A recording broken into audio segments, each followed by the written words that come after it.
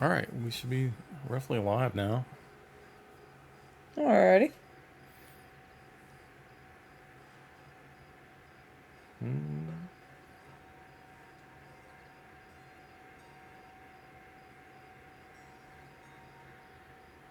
Hey, how's it going?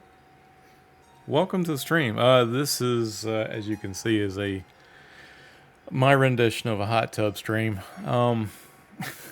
Nothing serious tonight.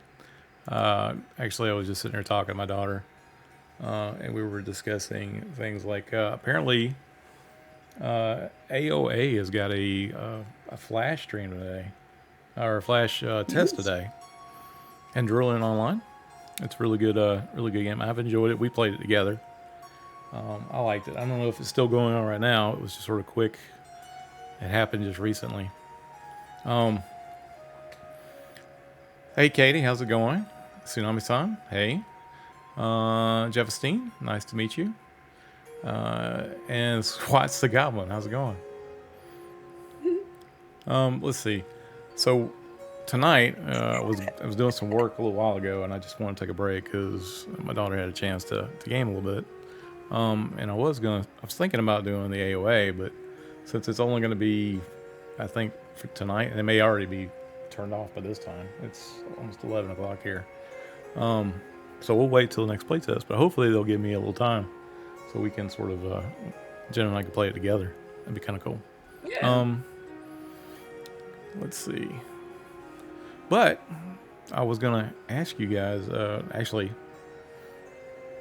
just curious if anybody, since most of the time I'm doing like game development and I work a full job and stuff, I haven't really had a chance to play a lot of games lately.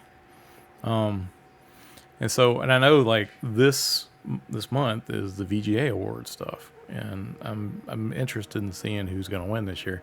I've heard a couple of things about some good games this year, but I haven't had a chance to really play any. I played actually two. I had them the day after Thanksgiving. I got a chance to play Dispatched, which was really good. I enjoyed it, but it felt more like a narrative story, kind of like the old Telltale stuff, which I'm not against that. I'm just wasn't what I was expecting, but it's still kind of nice. And then Hmm. the only other thing I think I played briefly was Blueprints back in like March. But I was just curious, and we don't have to do this, but I was just curious if you guys, what have you had a chance to play this year, and have you had a chance to look at the VGAs, and do you kind of agree with what they've got going on for the nominees? And then we'll get to some development stuff too. I was just curious of what you guys have been up to. Katie says she's been playing a game called College. The hardest of games. Yeah. Well, yeah, that's cool. A doctoral program. Oh man. Yeesh. Yeah. Good luck on that. But the good thing is, hopefully after that, you can start making the cash at that point, right? That's the good thing. I hope it works out really good. So, as far as Um. games, I hope Yeah. win a reward. I hope Monster Hunter Wilds wins an award. I platinumed Oh, that's that right. That came earlier out this this year. year. Yes. They, I believe they had it in one section. I just can't remember the name of the section. Of course, for best multiplayer, I'm hoping Peak actually. Peak. Hang on a second. Let me see if I can find this stuff. Give me 1 second. I think I can pull up the VGA site. We can look at it.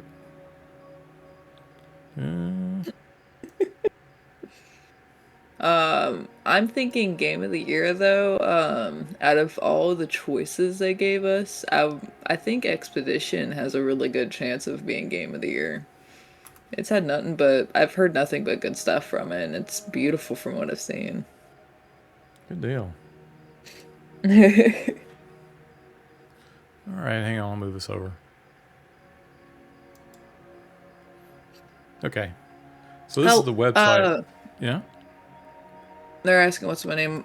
My Oh. name's Flamely People just say flame though, because flamely is sometimes hard to say.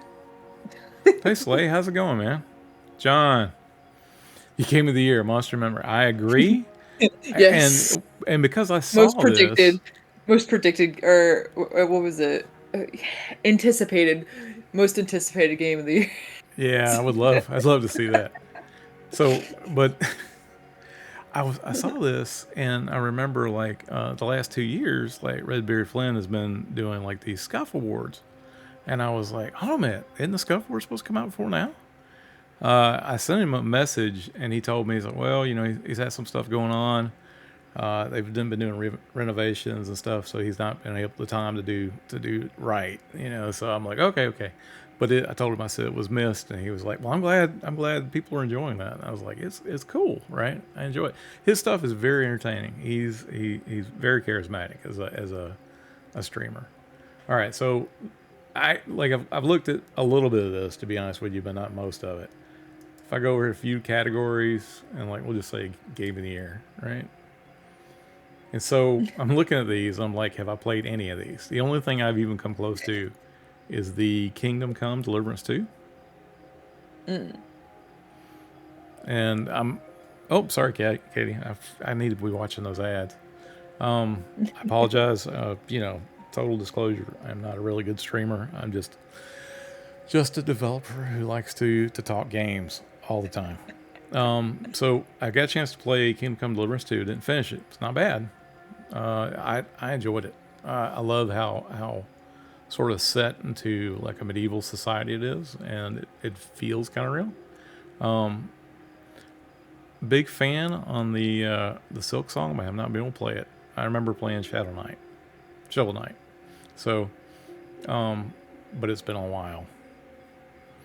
Darrell said we're back. Yes. Swat said I played Expedition, Hades 2, Kingdom Come Deliverance. I got Silk Song, but haven't played it yet. And Death Stranding 2 is only on PlayStation, sadly on PC. Everybody says Silk Song was beautiful. I love the fact that these guys are in this category. Hades 2. Hades was a really good game. I haven't had a chance to look at this at all. Donkey Kong Bonanza. I will tell you, Nintendo is always hitting the games out of the park. Now I've heard recently the latest Metroid has it didn't have the score that the other games are, but I don't know. I still feel like it's too early to tell on that. Death Stranding 2. I don't know anything about it. I hear a lot about this Clair Obscura Expedition 33. People everywhere I go talk about this game. So my gut feeling is that's going to be the winner. Yeah, me too. That's my gut, right? That's what I'm. You know, if you know at the water cooler, if no one's talking about it, you know. So Derek says I think it's between Expedition 33 and Kingdom Come Deliverance 2. Yeah, I mean, if I'm leaning toward the Expedition 33. There's only one category, and you'll know when it comes up that I'm like, do we really need an award for this? I feel like we all know who won that.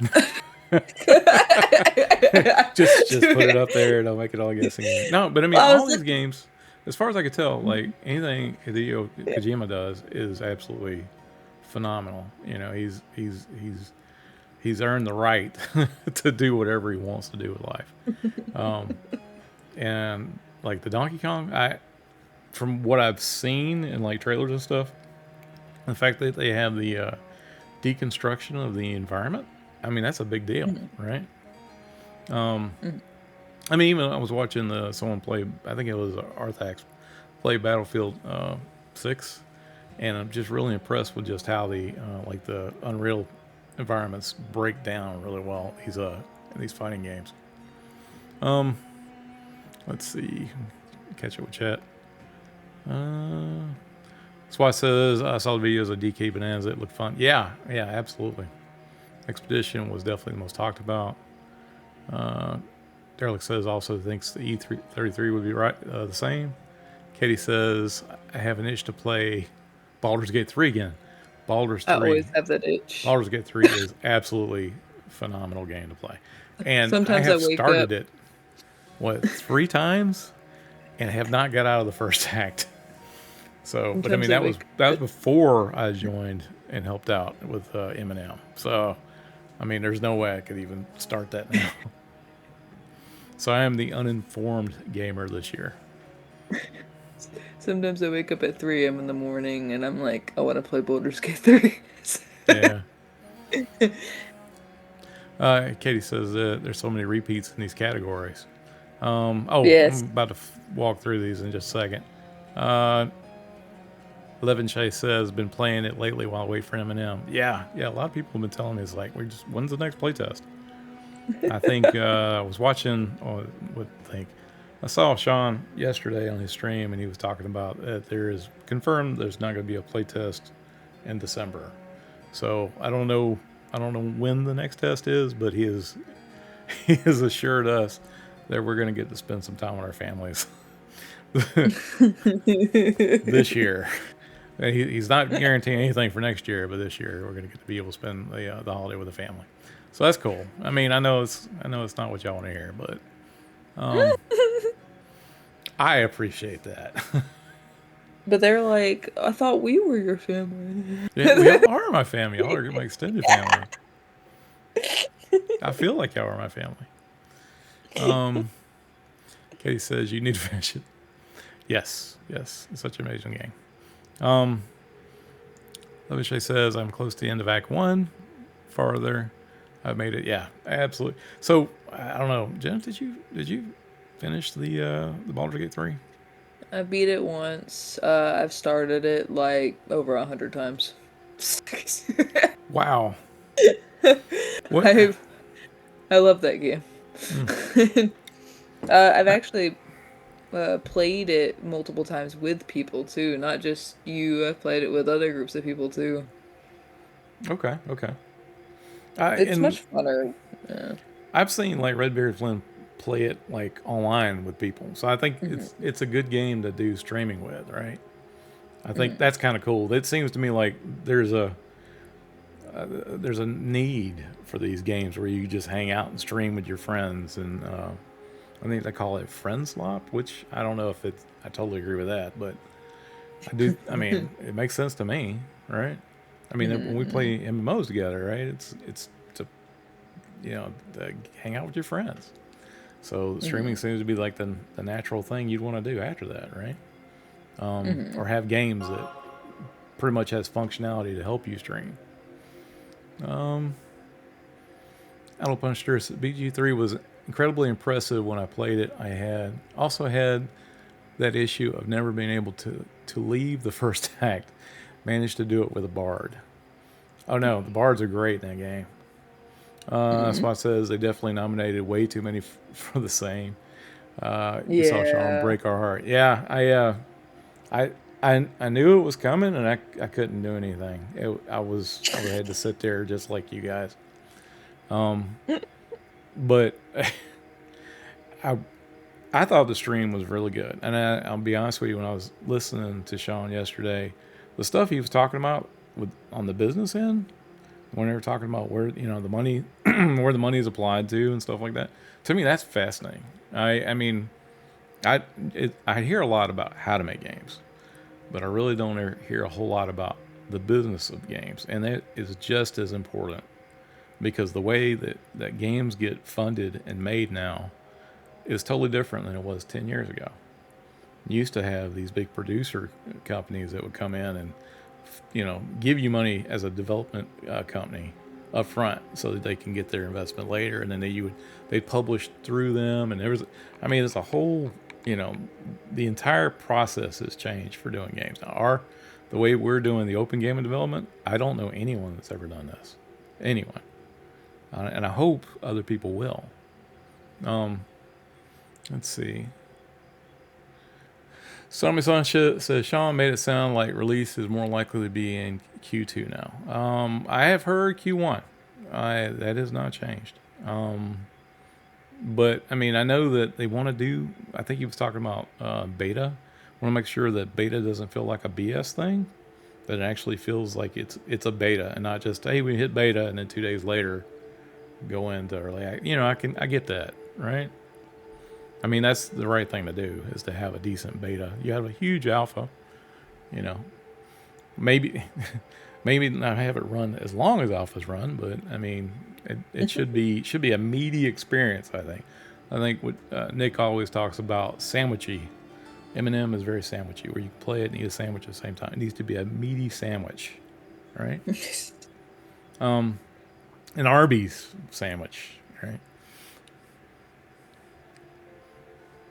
That's why it says there's a lot to do, and Act One is very large. Yes, yeah. I mean, I've done a lot in Act One, and I'm one of these people. I'm a completionist, so I'm sitting there every time I see something that gets my attention. I'm like, oh, I know the main quest is this way. I'm gonna stop and see what's going on here. I got to look at Ooh, all piece of of this candy. and analyze everything, every little bit.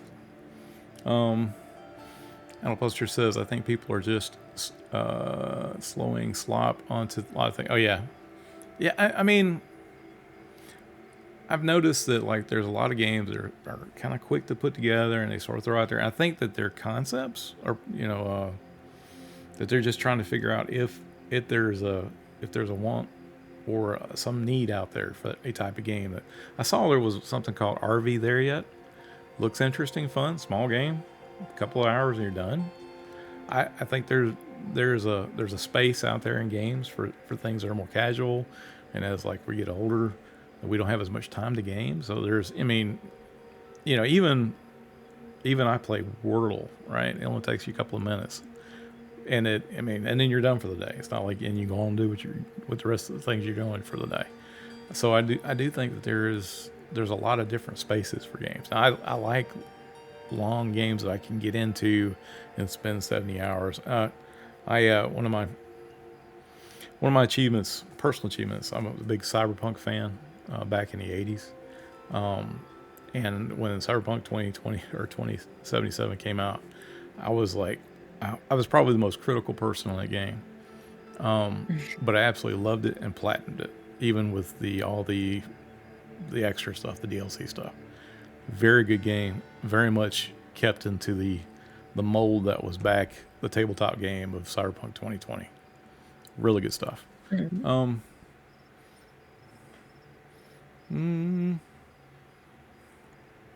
So I'm busy says, I personally think Zeitgeist calling everything slop these days is anti-art, and I try to avoid it. It's a good point. I don't. I Mm. mean, to me, slop, does that mean, is it derogatory? Is it more of a slop meaning just is quickly made or put together? I'm not sure what the definition of that is actually. But Slop to me feels like when you put it in a game tense, it feels like a quick fun game, something that doesn't really take much thought process, okay. but you can finish it in maybe a couple hours. Like, So when you play Repo with friends, I feel like that's a slop game, but I'm not saying it in a bad way though. That's a fun, amazing game. But that's I guess that's the best way to describe it. I don't know. yeah, I mean, because honestly, I mean, these people, getting to the point where you actually publish a game or put a game out on Steam or whatever you do with it. I mean, that should be celebrated, right? Because there's not enough Yeah. games. I mean, there's games out there that's not worth your time, but there's a lot of people who put a lot of effort in games, and it could be just some guy who's sitting, in his attic or whatnot making a game. I'm trying to remember who it was who made Stardew Valley, right? But I Mm. mean, he basically that was his dream, and Hmm. he made a great game, and it was just one guy. There's a couple of games like that, but back in the '80s and early days of computer games, that was common. It would be like you'd have Sid Meier working by himself to make a game, or Richard Garrett in college in his dorm making a game. That's why I said Cyberpunk 27 is so good. I did all the endings and the DLC. Yes, absolutely, and it's very close to the source material. Would think I love the fact that the language is even correct, and the style they kept. It just feels like the old tabletop game if you've played that. Squat says, I do think the team term is overused, but for friend slop, I think they mean games that have a special or a social component, but that's about it. Like Mm. the gameplay itself is kind, of liking beyond that. Not the same as MMOs, correct? Like I Mm. said, I feel like it's more of a rushed game. I think is sort of not rushed being like it's rushed to do quick crunch, put it out there, but has a shorter development cycle. Mhm. Um, all right, I'm gonna go to the next the next category. Let's see. Uh, next, I'm gonna find the button. Best game You direction. probably. Hmm. I was saying you probably hit the back button and go back to the mini categories. Yeah, I could. So looks similar. We got what was it Expedition 33 for this best game direction. Death Stranding again. Ghost of Yote. Is it Yotai? Yote? I think it's Yotai. Okay. Done by Sucker Punch. Okay. So they did this game. There was another Ghost game they did, and I remember. Oh, what was it? They used to do? It was the superhero games. Oh, I can't remember the name of it now, offhand. But really good studio. Hades 2 and Split Fiction. Now I've heard a lot about Split Fiction being good. Mostly where it's like Friend, not Friend Slop, but where it's made for streaming. Mm. John says NCSoft. Zombies, he says, look forward to seeing him here next year. It would be nice. It would be nice. I don't expect it, because it's MMO and like they don't even have a category for us, which is a reason why I contacted Redbeard Flynn and I asked him if he was doing Scuff Awards this year because I was looking forward to seeing what all because I mean being that I'm in I'm doing the code and I'm trying to make the stuff and and on top of that, I got the day job too. I just don't have the eyeballs out there seeing stuff like you guys are, right? So Mm. this is my chance for you guys to tell me, hey, what's good to play, right? All right, next category, best narrative. Once again, Expedition 33. So this is the third one. Death Stranding, the third one for that, goes to Yotai twice. Kingdom Come Deliverance 2 and Silent Hill F. So Silent Hill F, is that a new game this year or is that like a remake? Because I've heard of Silent I've Hill before. never done the Silent Hill games. I know that one of them was a remake. I can't remember if it was the F one or the other one that came out. Yeah. Oh, I need to go back real quick. I need to find out from chat. Si- Whoop, going Zombie back. says, Yeah, go oh, ahead. yeah, Zombie says it's a new, F is the new game, so it was the other one that was the remake. All right, so for best game direction, which one are we saying is going to be this year? Is it going to be? I'm thinking it's going to be Expedition 33, but Split Fiction was really good too. Chat, what do you think? If Ghost of Yotai, or was it Yotai, was any like good as the first game, it could be a good competition as well. Okay, okay. Yeah. But I think it's going to be, remember the year of Baldur's Gate, they won four in a row. I kind of think that might be another four You in a think row. you think I Expedition think, 33 is going to roll it? yeah, I think they're just going to stand up from their chairs, go get the reward, sit down, and that's going to happen like a couple times. They're like saying E33 is also saying that Yotai wasn't innovative. So being that Mm-hmm. the previous Ghost, so they basically had a template, and so there wasn't any Mm, new sort. It was just basically a different story, the same sort of environment, the same sort gotcha. of background. And y'all correct me if I get it wrong, if I misinterpret what you're saying. Tired Worm says barely hear people talk about Ghost of Yotai.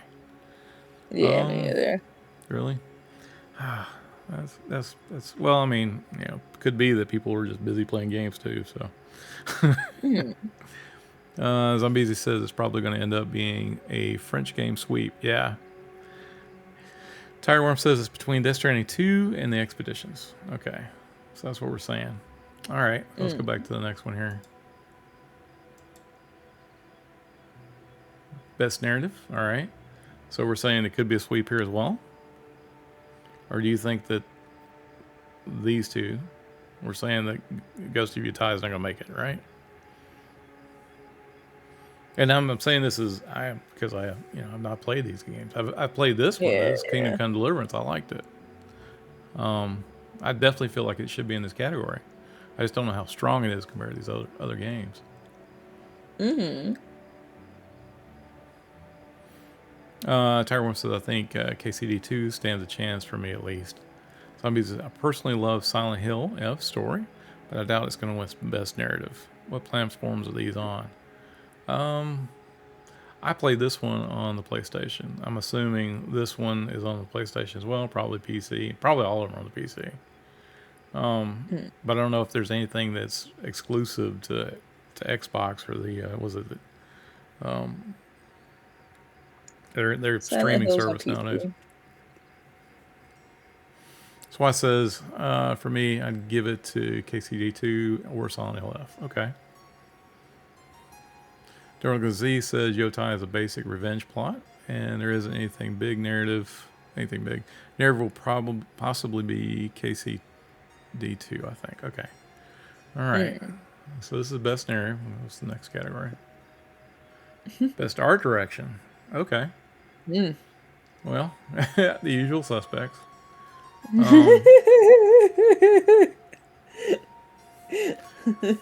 I don't have anything I can give to this one because I haven't played these. But my heart goes to I this game right here. like I said, Expedition's probably gonna do a huge sweep in the beginning, but it would be really interesting to see the Silk Song get it. Zombies says I think the Death Stranding being PlayStation exclusive is the only game that isn't on PC there. Okay. So are we still saying sweep over here or no?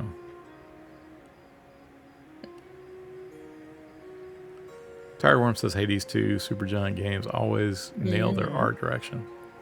Okay. Hades 2 or Hades 1 was beautiful. I haven't looked at or played Hades 2 yet. Zombies says this one has to be Hades for me. Okay. Mm-hmm. Like I said, I've seen Hades, the first one, and it was a beautiful game. Swatsigam says, gotta consider these awards are 90% critics weighed, 10% audience, so a sweep is likely. Yeah, I mean, I've heard people talk about how I guess how they decide. There was a video I watched from Alana Pierce, and she had mentioned that the process is not as involved as we think it is.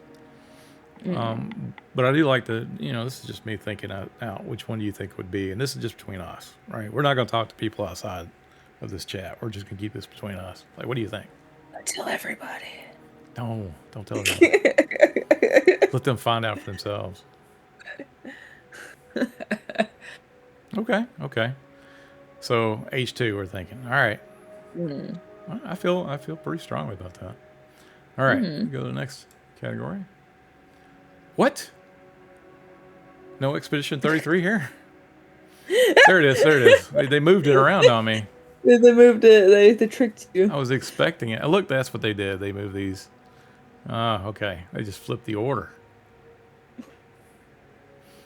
Best score in music. Outstanding music, inclusive of score, original song, and or licensed soundtrack. How are we feeling on this? I just, really need Robert here for this. He would be the expert. That's why it says Expedition 33 is definitely winning this. Their songs are top charts on Spotify, etc. Oh no. Tireworm says Sneak Attack. Yeah, got me. It was the old reverse order thing. Someone did that intentionally, I'm sure. Yeah. Just so they could tell which page they were on. All right, next, best audio design, recognized in best game audio and sound design. Oh, Battlefield 6 finally showing up. All right. And then the usual suspects. Thoughts? Anybody? You gonna stick into the Expedition 33 as well? Have we hit a category that Expedition 33 is not in yet? Silent Hill F for the audio design. Okay. Yeah, I mean, being horror games, a lot of the elements of fear have to do with the audio. So I imagine this has to be pretty good. I will say also notice that I don't know if y'all have seen it. Robert has posted a video for the audio effects of Ancient Crypt in Eminem, and like I can't play it. I'm working on the zone and stuff. I have to turn the music off because it's dark here and I don't want to. I don't want to be working and just freak out. It would not be good.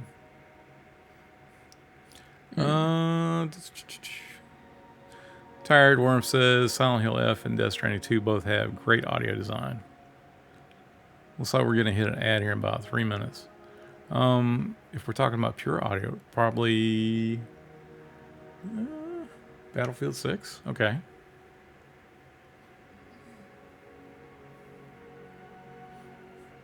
Let's see. Squad says lots of ambience and FX make the game work. Yes, I agree. Feel can make or break a game, honestly. And to me, sound audio design is things like of cues and I mean, you think about all the cues in games that if it wasn't for like in EverQuest, right? Like, we got the level of the ding thing. That when you when you hear that ding, it provokes something inside you, like, hey, I did this, right? So sound design is very important. Tireworm says, yeah, the horror games in general tend to focus their audio design a lot more than other games. I agree. All right, so what's the choice on this one? Bumble35, thank you for following. So we're still saying sweep?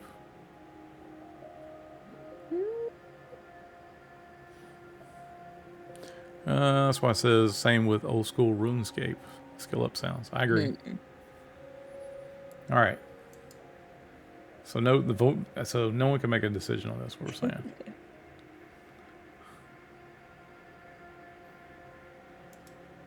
John says Pavlonian response to the ding.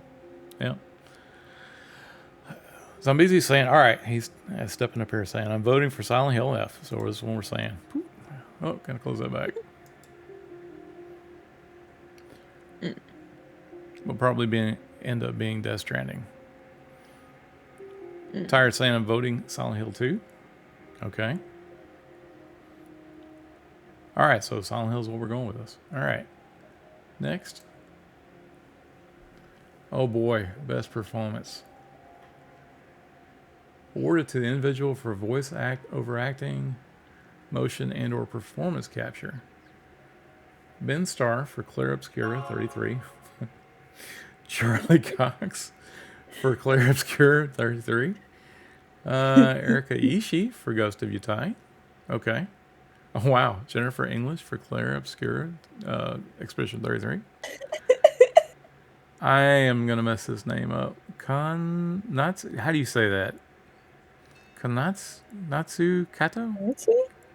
Kanatsu. Okay. Yeah. Silent Hill.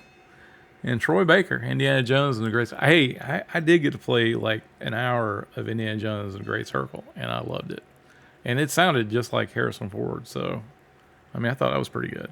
So, for me, it would be this one, because I have no reference for these other people.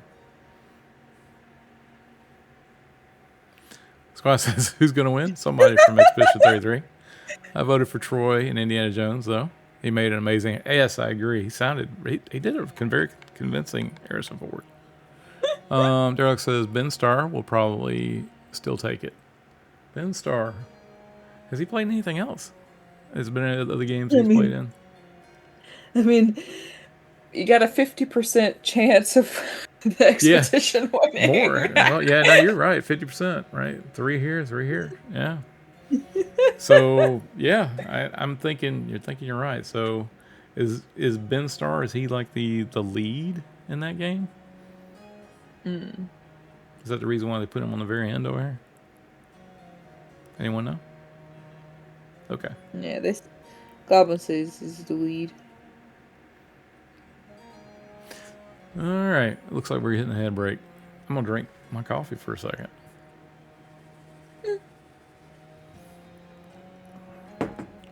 you have a coffee out? I mean, what's your beverage choice tonight? I have coffee. It Okay. is clearanced pumpkin spice that I found in the clearance section for fall. And Okay. it has a tad of salted caramel o- creamer. Okay. Salted Really caramel.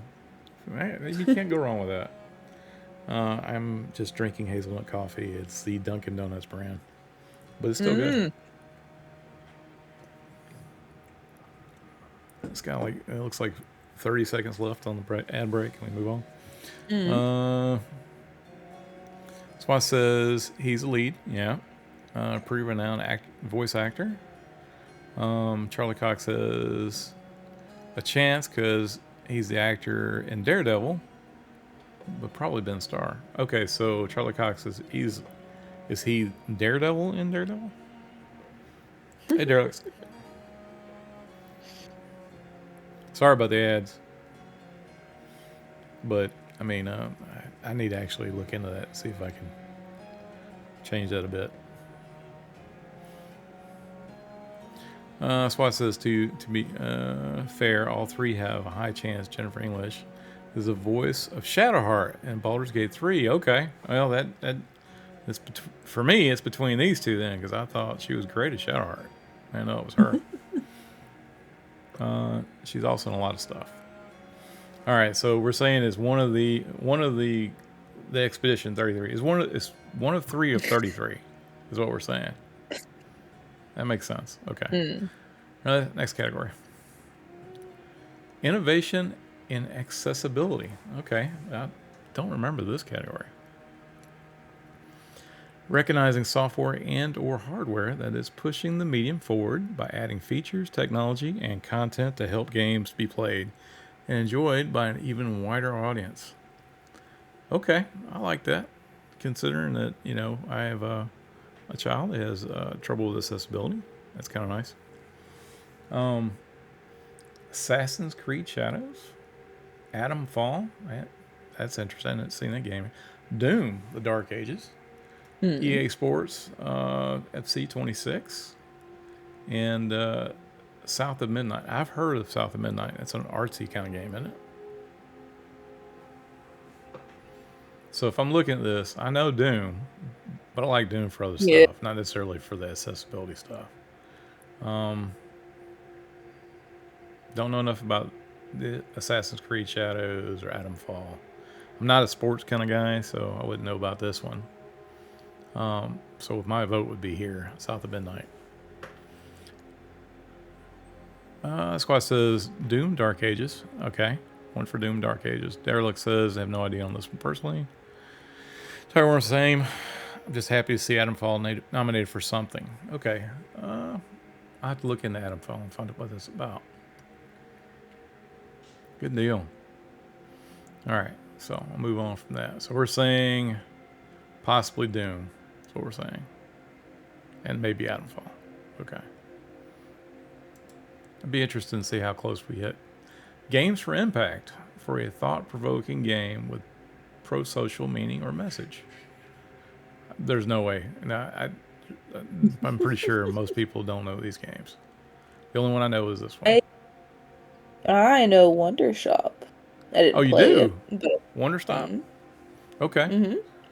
So, what's it about? Is it just a? I mean, if you were to categorize a type of game, is it like a platformer game or is it like a story? Something like, Middle of like story and cozy. okay, casual game. It Dragon, hey man, how's it looks like going? a lot of people looked into Wonder Stop. Thank you, sir, for the sub. 15 months. Wow. But like I said, I've heard about the South of Midnight. It seems like a good story. Mm-hmm. All right, I'll move on from this one because I'm not sure if anybody knows any more about this. Like I said, there's not an MMO. There should be an MMO category. It should be maybe like right after I this one. think the final category you'd have a chance. You know what? Best ongoing may be close to as you're going to get for MMO. Best ongoing awarded to the game for outstanding development of ongoing content that evolves the player experience over time. Was this Final Fantasy 14? Right? XV1. Yeah. All right. Fortnite, Helldivers 2, So Marvel Rivals, No Man's Sky. I absolutely love No Man's Sky. I bought it when it first came out. I I would think Marvel Rivals because that was a huge thing for this year, and out of those types of games, I really enjoyed it. Okay. Yeah, because I mean, the other games that are in this category would be stuff like what, like Overwatch kind of thing. It's in personal opinion, it's way better than Overwatch. It's Okay. I noticed the same Overwatch player is not base on this list here, so though. I guess that's right. It No. Same player base though. Everybody's just as toxic. Okay, good deal. All right, let's see. Daryl says probably Rivals or No Man's Sky right now. Okay. Hmm. Squad says the best going for me goes No Man's Sky. All right, that's 2 for No Man's Sky. Yeah. John says I see the winner on the far right, and I kind of figured John was going to go that route. You know, we had the I same impression on know. that game. I do believe Sky deserves it. You know. Okay, okay. Um, Derek says not Final Fantasy 14 anymore. Okay. Tireworm says No Man's Sky. Wow, this is going to be a wow hype train level 1. Thank you guys. Hmm. Um, so I'm hearing a lot of No Man's Sky here, and it's actually a really good like comeback story, like probably the best comeback story for a game Mm-hmm. dev studio, right? I mean, when I they think so too. first came out, it was a lot of talk about what they were gonna do. When it came out, people were disappointed because it didn't feel like it was a full game. I got what I wanted out of it when it first came out. I thought it was new, different, and very bold step to create something that hadn't been done before. And a lot of Mm-hmm. studios are kind of averse to that. They want to stick closer to the mold. And I just don't know if it's because of just current times where people are scared to move money into something that may fail. You know. Uh, Let's if see. you looked on YouTube, plenty of people have written the story of No Man's Sky and how it came to be and its uprising. But I mean, it's great. You should really look into it. Are The you so man you're who made No Man's, huh? are you telling me there's like an emergent player behavior where There's they're like writing stories about it, or are they talking about that they wrote stories about the development team? No, I'm talking about like the development team's story, like Oh, how they made No Man's Sky. You know, it's great. And the man, the head of the team, sold his house to make No Man's Sky happen. a lot. I will say there's always a lot of sacrifice when it comes to making games. I don't think that's the first time I've ever heard of people going into debt to try to make sure they make their game. Hmm. I couldn't do that, and I have a lot of respect for people who do take that gamble. I just have too many people depending on me. So, but it's I'm glad that it's paid off for these guys. Let me go back over here. Look, see.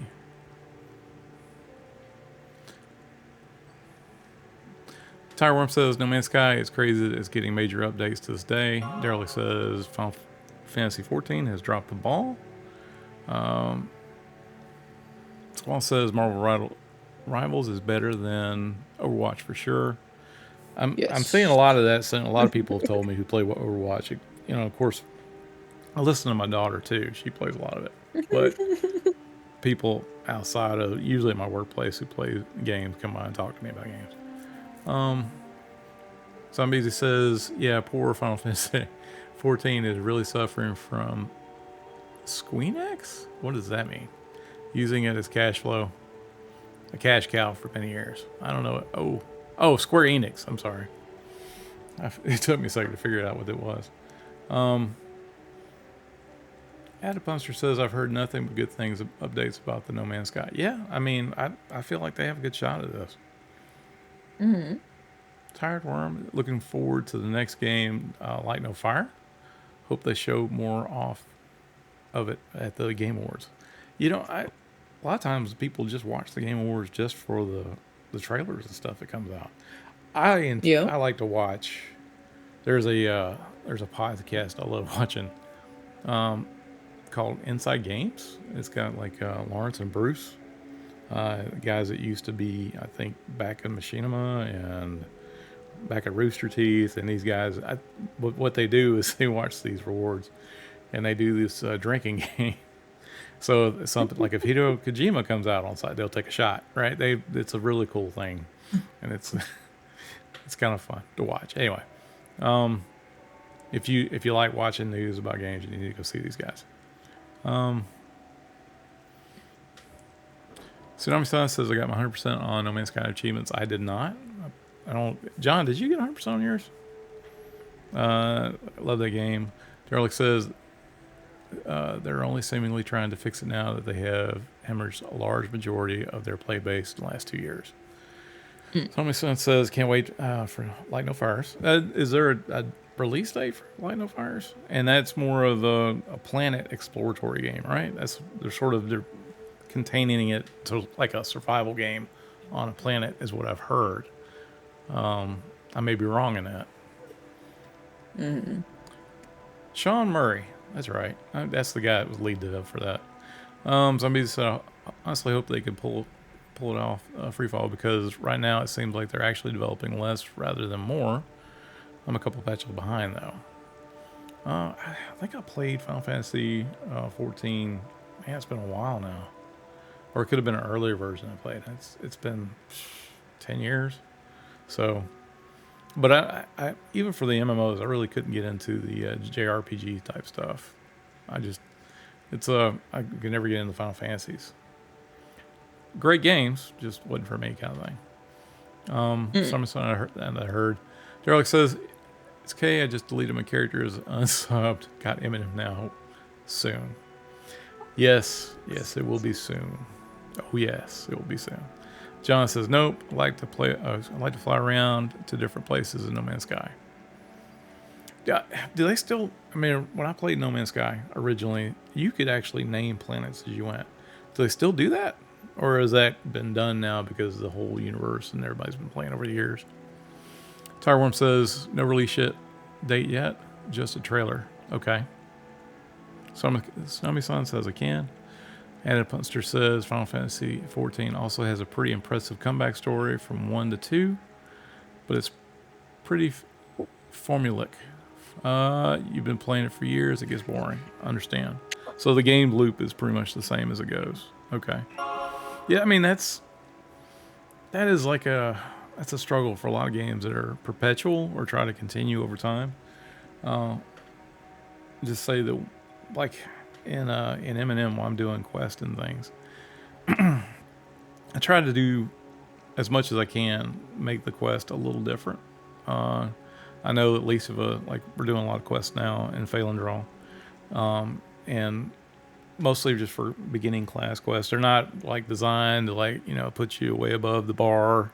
It's mostly like if you want to do something interesting and different, you can get in M&M and sit and play and go catch up with your buddies and then, completely leave the starting area. But if you do get to do your class quest, try to make it to where it's interesting enough that it's not your run-of-the-mill quest. And that if you try a different one, it's a little bit different. There's a lot of stuff that, I need you to go get me 15 wolf pelts or whatever. Those are in the game. But we try to diversify it enough to where it's not always the same kind of quest, that you're doing different things. And there's also stuff that we try to get you to do that's not actually directly involved with the quest, but you don't realize that you're learning an area, learning a zone. Trying to find out where markers are at, stuff like that. I got to get back on this. I don't know if I've got this, ADHD kind of thing when I'm doing these streams or whatnot, but I do find it's hard to keep focused on things. I can see now why my boss, when he's streaming, has to just stop trying to develop and listening and ask questions.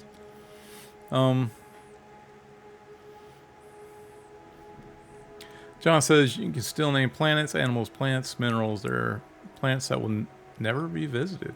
That's interesting. Fox says you will miss the rest of my nomination because this old guy must go to rest. All right, sir. You have a good night. Thank you for joining us for a little while. Take care. And I loved your video. thought it was very funny. But I am worried about you spinning the meat too often. So, he made a nice video about spinning the meat. It was funny. Derelict says it's not just the same, it's mostly regressed in its formula. Arrow says, wow, 3 of you guys streaming one night. Usually, I will say most of the time, you'll catch one of the character, either ZBrush or Zucan will wind up streaming mostly in this time slot. And then sometimes you'll catch Goblin doing his concept art at this time of night. But he goes by feel. So you may catch him at now, you may catch him at 3 in the morning, you may catch him in the afternoon. He just, whenever he feels up to it, he gets on and does it. I'm just thinking of that one SpongeBob meme where Patrick wakes up, oh boy, 3 a.m. and he grabs the art pad. Yeah, very much like that. But I mean, it works for him, right? I mean, as an artist, you got to, I don't know, art to me is something you have to be in the mood to do and do it right, right? It's because if you don't feel good, or you're not feeling well, you're sick or whatnot, you're not going to do your best work. So it makes sense that you go by what you feel. Derek says the Ultimates are like the only thing I enjoyed after a while, but it's also too much of a time commitment, as fun as the Ultimates are. Well, sir, time commitment. We're at M&M. We're gonna have lots of. You're gonna need a lot of time, right? Well, not a whole lot of time. Just time over time. All right. So we're saying No Man's Sky. We're gonna lock in our vote for this. Is that what we're doing? Okay. I think so. Okay, we're locking. Best community support. Oh look, Baldur's Gate 3. All right. Adpunster says, I really like the mud command system in Quest. Thank you. And it's the mud stuff is basically just a harken back on the older days. I like it because it tries to, or it makes players think outside the box. You have to pay attention to what's going on around you. You have to pay attention to the text that you read. It's just not, letters and words that are being streamed up, for you to bypass as you're running through the woods kind of thing. I think it's important. Charlie says, talking to Swartz, it'd be good to visit. Okay. Swartz, oh no, he's going to be real worried. Okay. You guys, I swear. Derek says, I don't know, I just grind through animating. I mean, scheduling raid times and ultimate usually require 20-30 hours a week to progress at relative speed. I mean, I know the bosses talked about, raiding not being the focus. Most of M&M is mostly about the journey, right? So when you're online, like when I game with Jenna, and it's quality time for me, right? So it's important that when you do get online that there's nothing wrong with soloing, right? But I mean, if you're going to be an MMO, right? Hang out with some people, go meet some people, I mean, there are players in alpha that just hang out at the Shady Blue Men, right? They sit there and talk to each other next to the bar. That's cool to me.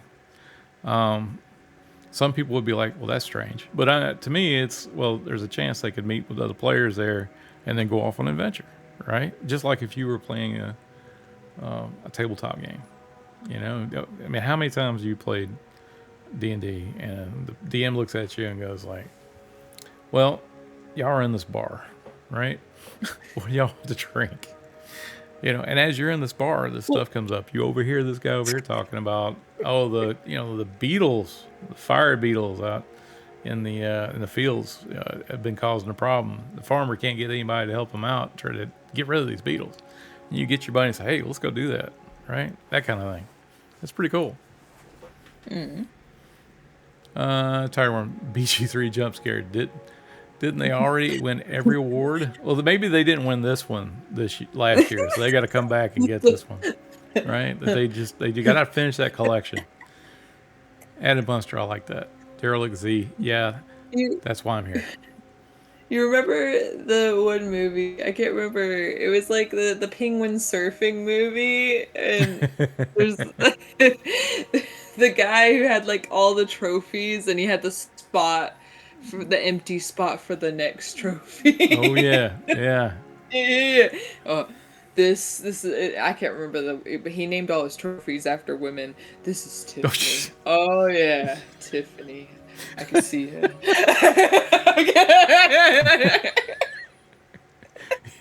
That's Baldur's Gate for Hopefully you it's right now. not like that. This is Hopefully, yeah. Hopefully it's not that. That's a man. It's a little cringe. Um, that's too much in your trophies for sure. Derek says it's a vibe.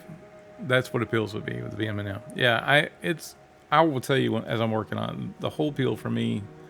Getting on the team was that it reminded me so much of tabletop games, and I have tried to use every trick that I know as a GM for 40 years to make those quests interesting, to make every encounter that I can, or to make every time you run into an NPC, whether it's a beetle or if it's a snake. Some stuff spawns at irregular times. Sometimes you have to do certain things in certain zones to get things to spawn. But every encounter, every combat should be just a little different or play a little different. Of course, you're always like, all right, we go and we beat on this creature and then we get his loot, right? Little loot pinatas. But in the middle of that combat, things should be a little bit different. Sometimes the enchanters will be like, "Hey, I can't charm that guy, or I can't. We're not able to stun this person, this earth element. I don't know why I can't stun a rock, right?" And then you go like, "Oh, we got to figure out a different tactic to be able to take this guy down." I want it to get to that point to where people are thinking all the times about their attacks, how they play, what they do. Um, Owen Shea, I love the vibe. Just so rare in games. Yeah, well, I mean, yes and no. I mean, and like I said, tabletop games have been around forever, right? I do love the fact that how mainstream like D&D has gotten to now. The fact like watching Stranger Things the other day, really good, right? Love how the kids always relate stuff to the to the game. And the fact that you got shows like Critical Role is like taking off, and they've got like cartoons now, it's a it's a thing, which is really cool. It used to be just a thing for geeks and nerds, and I was one of those. Um, Tireworm says the best parts of MNO for me were the downtime where people just chat or plan on what they want to do next. Yeah, absolutely. That's the thing. It's more about it's a game, but it's also allow you to be able to meet with people and like have emergent player behavior and go do stuff. I think one of the coolest streams I had with Jenna was I was watching her play. I had it hooked up where I could view what she was doing, and she went through Fallen Pass early on. Just wanted to explore and dodge all the mobs that she could, and she did great. She was trying to get into Fallen Watch, the tower. It's up on the hill, the green tower. Yeah, I couldn't figure out how to get in there. Could not figure out, but she tried. She tried. I mean, and was watching routes of the NPCs as they go by and trying to figure out exactly how far she had to be. It was a really interesting night. I enjoyed watching her fail, but ultimately it was a lot of fun. Um, Modesty Memories. Are you the guilty one for requiring faction for my worm quest? Am I the guilty one? I will tell you, I'm the guilty one for everything. I will take the heat for anybody on the team. But I will tell you that as far as the requiring faction thing, that's just it. I mean, sometimes you got to get the faction. Sometimes they don't trust you up front. You come up to them with like a gemstone and some pieces of armor, and you go like, "Hey, I need this thing," and they look at you like, "Why am I doing it for you? What have you done for me lately?" What they say, right? So the faction stuff is very important. Derek says, "I enjoyed the first few available parts of the Druid starter quest in Federal." That's awesome. If you get a chance, you need to talk to Lisa. If you catch her in the game, let her know how much you liked it. I know it'll mean a lot to her. I'm gonna say, Tireworm. Yep, felt like what D&D would be like if it was an MMO. I think that's important. I would love to see more of like D&D and M&M. But keep in mind, like M&M is not supposed to be just D&D. It's based on a lot of stuff. On old games like EverQuest and like Ultima Online and all the tabletop games and it. I mean, it's this conglomerate of old is new kind of thing. You know, and I love how it meshes in stuff like the mud actions and it reminds me very much of like when you're sitting in a D&D game and you look at somebody and you go like, well, what's in the room? And you say, oh, well, it's a 10-foot by 20-foot room with it's dust covered on the walls. There's a couple of cobwebs in the corner. There's a wooden door to the west, but to the north there's a steel door that's got a couple of dents in it from the other side. It looks on this side. It looks like someone has pushed their fist into the door, but the door is held. You can see what looks like there's two locks on the outside that are just barely holding on, and there's a handle, rough handle, made of brass below. The whole door was metal though. It looks like it's been crushed in a little bit on this side, but still holding. In the other side of the room, you see what it looks like to the south, in the corner, the south, sort of east, I'd say. There would be like a small fountain. On the fountain itself, it's got water that's running out. It looks like clear water coming out of what looks like a bas relief of like a dragon, and the water is like squirting out of the mouth into a basin below. It seems to continue to go, and for some reason the basin is not like overflowing. It's not like it's going on the floor. What do you do, right? So you have these rooms and stuff with different things that you can use mud actions to look at, try to figure things out. You look at the door. Does the door tell you, oh, you look at the wooden door. It looks like this may have been old design, right? You look at the door that's got the metal to it. You realize that the fist that looks like it's crushed the door from the other side looks like it could have been an ogre. All right. And look at the fountain. You may find out that even though that the water is clear, that as you look at it closer inspection, the water fades away. It's actually some illusion that's been there for as long as maybe the dungeon's been. Right? So that kind of stuff would be really cool to have in a game. It's hard to pull off though. Sorry. It's, Punster's like, write that down. yeah. So yeah, it's just me explaining. Yeah, don't read too much into that. All right, so we're saying for best community support, we've got Baldur's Gate 3, Final Fantasy 14, Fortnite, Helldivers, No Man's Sky. Which one gets the vote? But between Baldur's Gate 3 and No Man's Sky. All right, does that sound right to you guys? BG3. Okay, so Baldur's Gate 3, we're going to say is going to come back and get this one.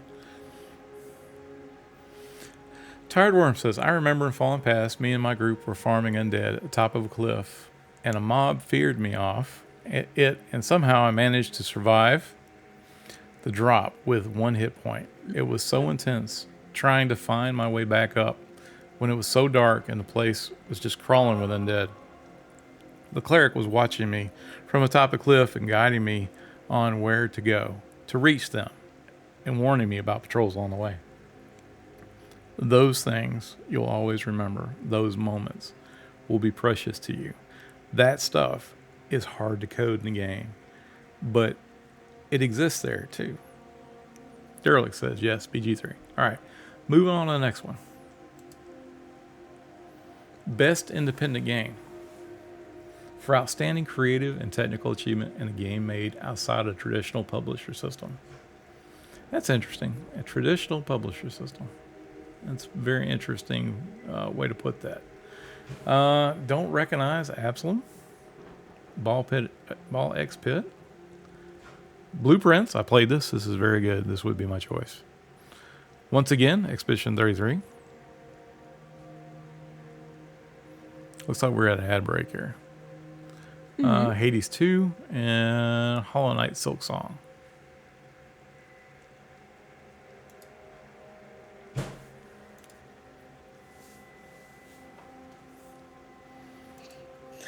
Tired Worm says, I don't care what this category is about, but I see blueprints. I get a vote for blueprints. I will tell you that the design on blueprints, absolutely stunning.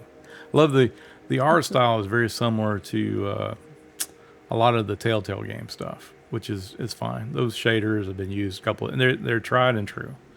But the true design of how the game plays out with the whole house, and that as you go through it, you learn more and more stuff. Such a clever and unique game. I agree. Slayham says Expedition 33, absolutely amazing game. Okay, so I got one for Blueprints, one for Expedition 30. Actually, two. With me, I'd vote this one. But you also have the Silk Song over here, too. So for this one, what I feel like will Yeah. win is Expedition. But Okay. my vote would be for Blueprints out of what See, I've played, standalone, you know, yeah, my or my not. This gut isn't. Yeah. my gut says. I mean, honestly, I understand why you feel like because of the runaway with the other categories, but I feel strongly about Blueprints here. I mean, and like I said, I haven't played all of these games. I think, yeah, I've only played this one out of all these. The Blueprints is the only one I played, and I will tell you that it is a very strong candidate for this. And it was done by a very small team too. I hope they win. I hope that opens doors for them. Yeah. Arthur Hex, hey man, how's it going? We're just talking the VGAs this week. We're gonna do some game development stuff here in a little bit, but we just want to get this out of the way. I haven't had a chance to play games, and so I'm asking people to help me understand what games are good this year.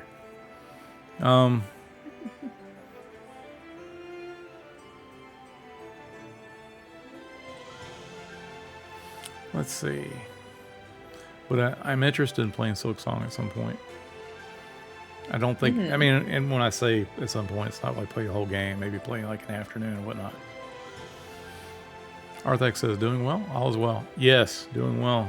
The family is through the time of surgeries, and we're doing good now. Everybody's on the mend.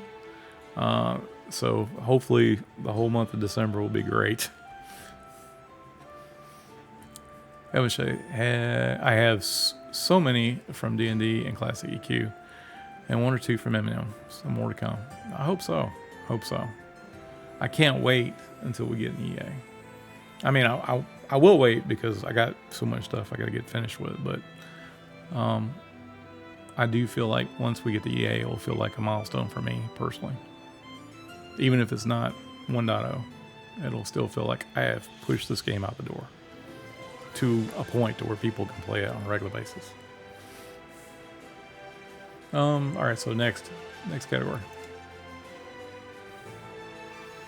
Best debut indie game. Okay, all right. So we got Blueprints. I actually played the Dispatch. And you got the Expedition 33 again. Adel Punster says, I'll play Silk Song after I beat Hollow Knight. Unfortunately, I'm not good at Hollow Knight. I like that style of game. I used to play Mega Man back in the day. And I like the Metroidvania style games. And I will tell you, they were good. You could, finish a game in like 2 or 3 days. But I still feel like there's a lot of people would be like, well, those games are so old. That's in the past. You'll need to play those, those side-scrolling 2D games. But they still sell well. I mean, look at what Silk Song did. I don't know how much it's made, but it's done phenomenally well for what it is. For a lot of people, it goes like, well, it's not the best graphics, or, it's not made in Unreal 15 or whatever it is. So I always feel, honestly, gameplay trumps art and graphics any day of the week. If your game's mechanics are not solid, it doesn't matter how pretty the game is. people are just not gonna play it. And to a point there, and you think about it, some of the oldest games known to man, like chess or checkers or Go, gameplay is solid, not very artsy, right? Maybe chess has got, the interesting pieces, but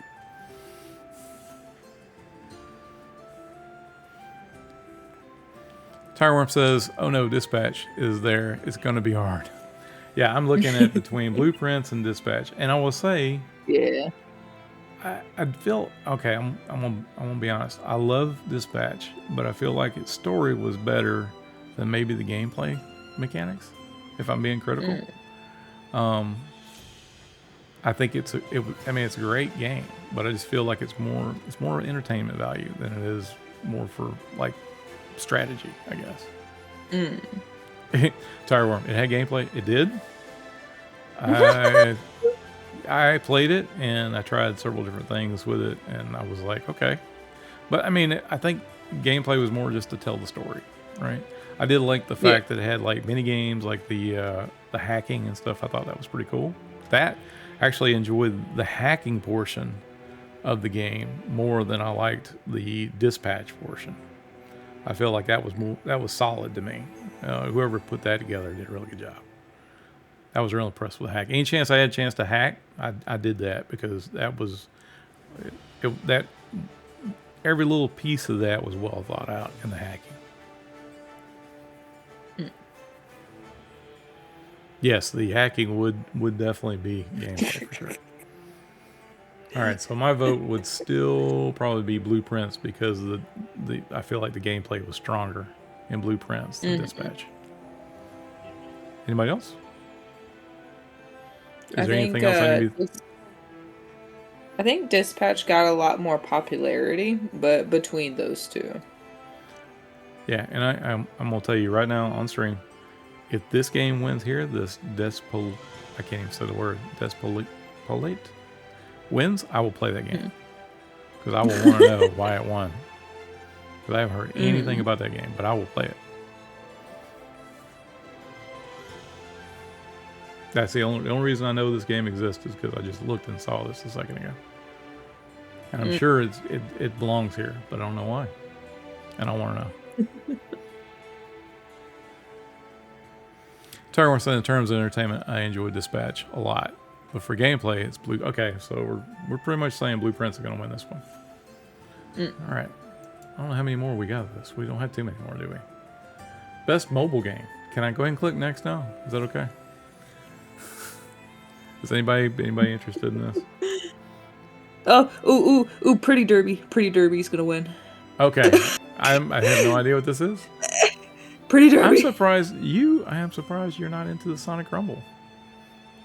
Yeah, you're right. I haven't played it, but I played a lot of Pretty Derby. Persona 5's right here, and you didn't pick that either? I mean, like, between these two is what I'm thinking for you. Sonic, you played every Sonic game. Tsunami says horse ladies. Is that what that is? Yes, I heard something about that. Oh yeah. Okay. Yeah, that's the ladies of horse racing, right? That's what that is. Yes. Okay. So we're gonna pick Pretty Derby, and we're gonna move on with this.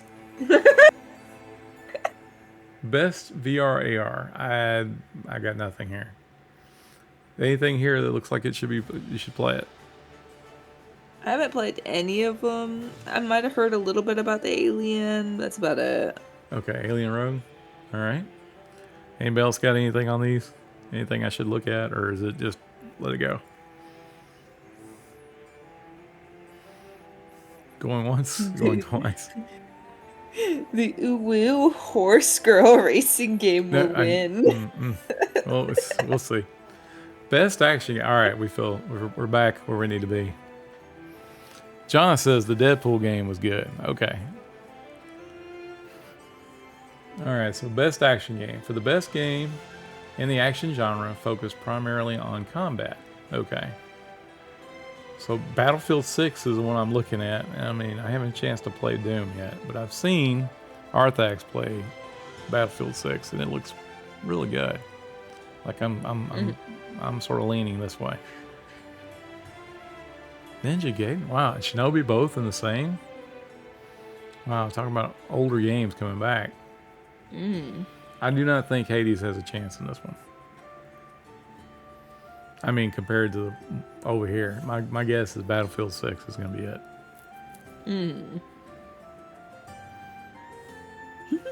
Yeah, Arthax beef. Battlefield 6 is definitely worth it. I don't know, John. I mean, do you feel like it's strong enough? All I can go off is the first Hades game, and when I look at the Battlefield 6, I just don't see it. But I mean, I could be wrong. I've been wrong before. Tireworm says, I think either Doom or Hades will win. Okay. So there's two people saying that Hades has got something going on. When I think about just Doom games in general, I think they have really good action, so. Okay. Well, I've watched somebody play Doom, but I haven't played Doom myself. Not this version. It's not the Dark Ages. It looks good. I like the shield. Get a little bit of that Captain America thing going on with chainsaws. It's awesome.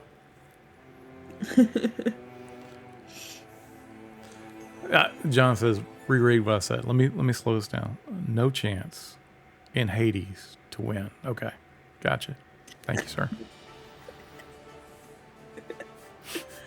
So one person is for the Hades. All right. So we'll move to the next category. It should be done soon. Best action adventure. Look, Indiana Jones is right there. Like I said, I've not heard anything. What bothers me about the Death Stranding is I absolutely love Hideo Kojima. Absolutely loved the Metal Gear Solid stuff. But I haven't heard enough about this game. Mm-hmm. And I know I know the man is very talented. Like I said, it's okay if he's if this game doesn't work out well and he's like, all right, this is my one bad game or whatever it is. I'm fine with that.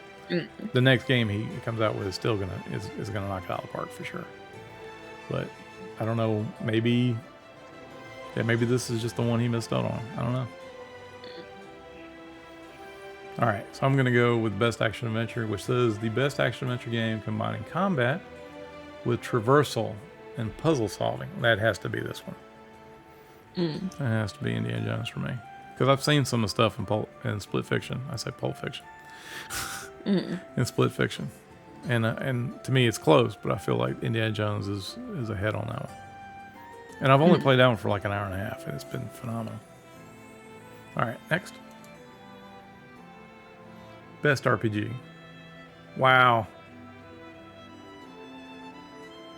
Avowed. Expedition 33. Deliverance 2. Monster Hunter Wilds. I have a feeling this one is at least going to get one vote. The Outer Worlds 2. Man. This was the only one Monster Hunter Wilds was in. Oh, really? Best RPG. Yeah. Wow. So, yeah. I think it deserves a reward, award, so. Okay. Sounds good. All right. So, I mean, if I'm looking at this, and I haven't played the second one of this, but the first one of this was really good. The Outer Worlds, the first one, absolutely, it was great. They even had like a secret level show that I thought was top notch. Derek says, how Avowed even made it on that list, I don't understand. Yeah, I think we all agree that this side is not as strong as some of these other. So this is out of the loop here. Not that it's not a bad game. I'm just saying when I look at the others, that's what I'm looking at. Which one is strong?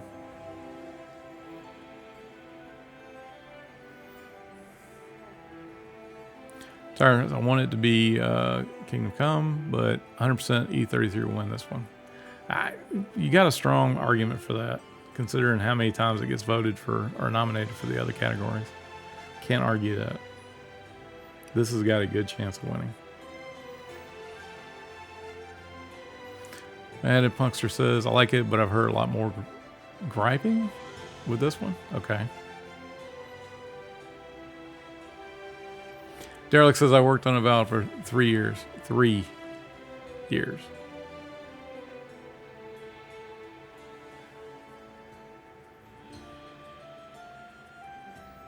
I like the art, the color, right?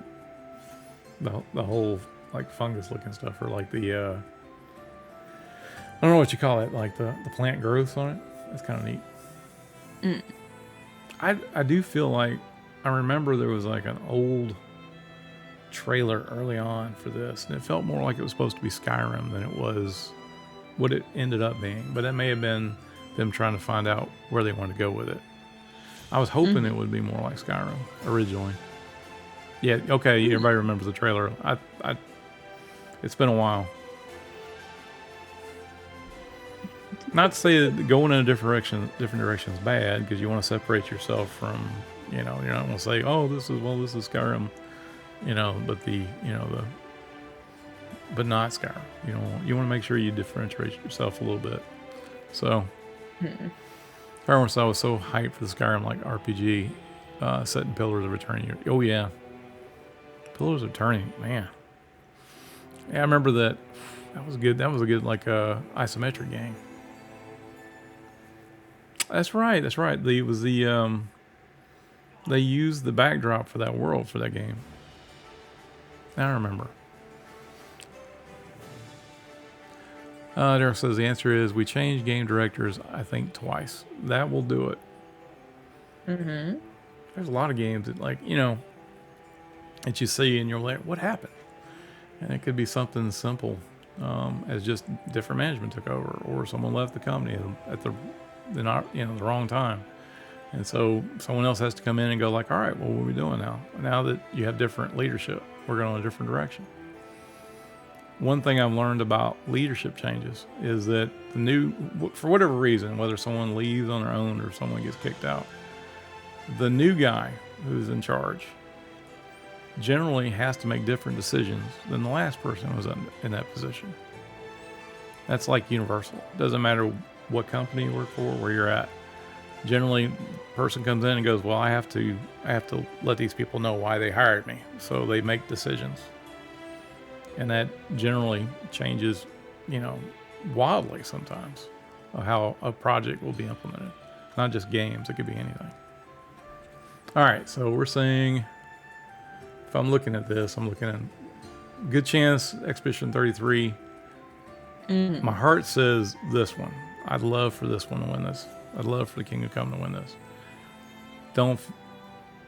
These guys get a little bit of love for me because of what they did with their first game, but I don't know how strong this game is.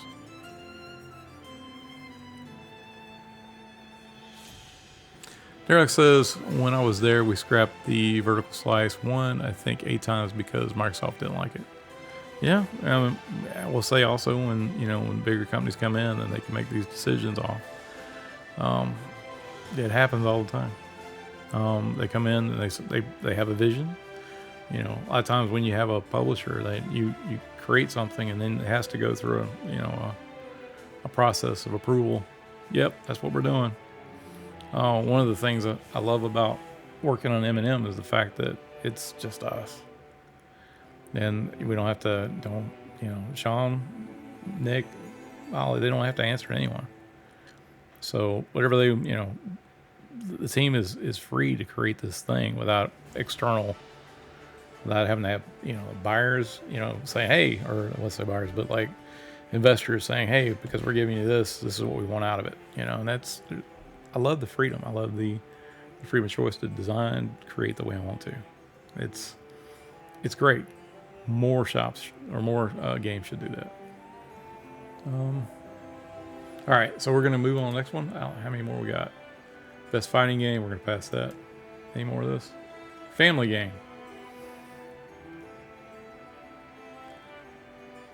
Mario Kart World. 2 racing games. Donkey Kong. We're going to pick Donkey Kong for this. I'm going to go through this real quick. Any more left? I I think Lego Party would have won. It's really close to Mario Party. Okay. Lego Party. We'll pick Lego Party for that. Don't see anything here. Final Fantasy Tactics, maybe? Altars would be good. Okay.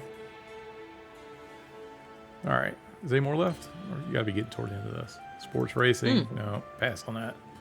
Best multiplayer game. Okay. So if there was an MMO category, would this be it?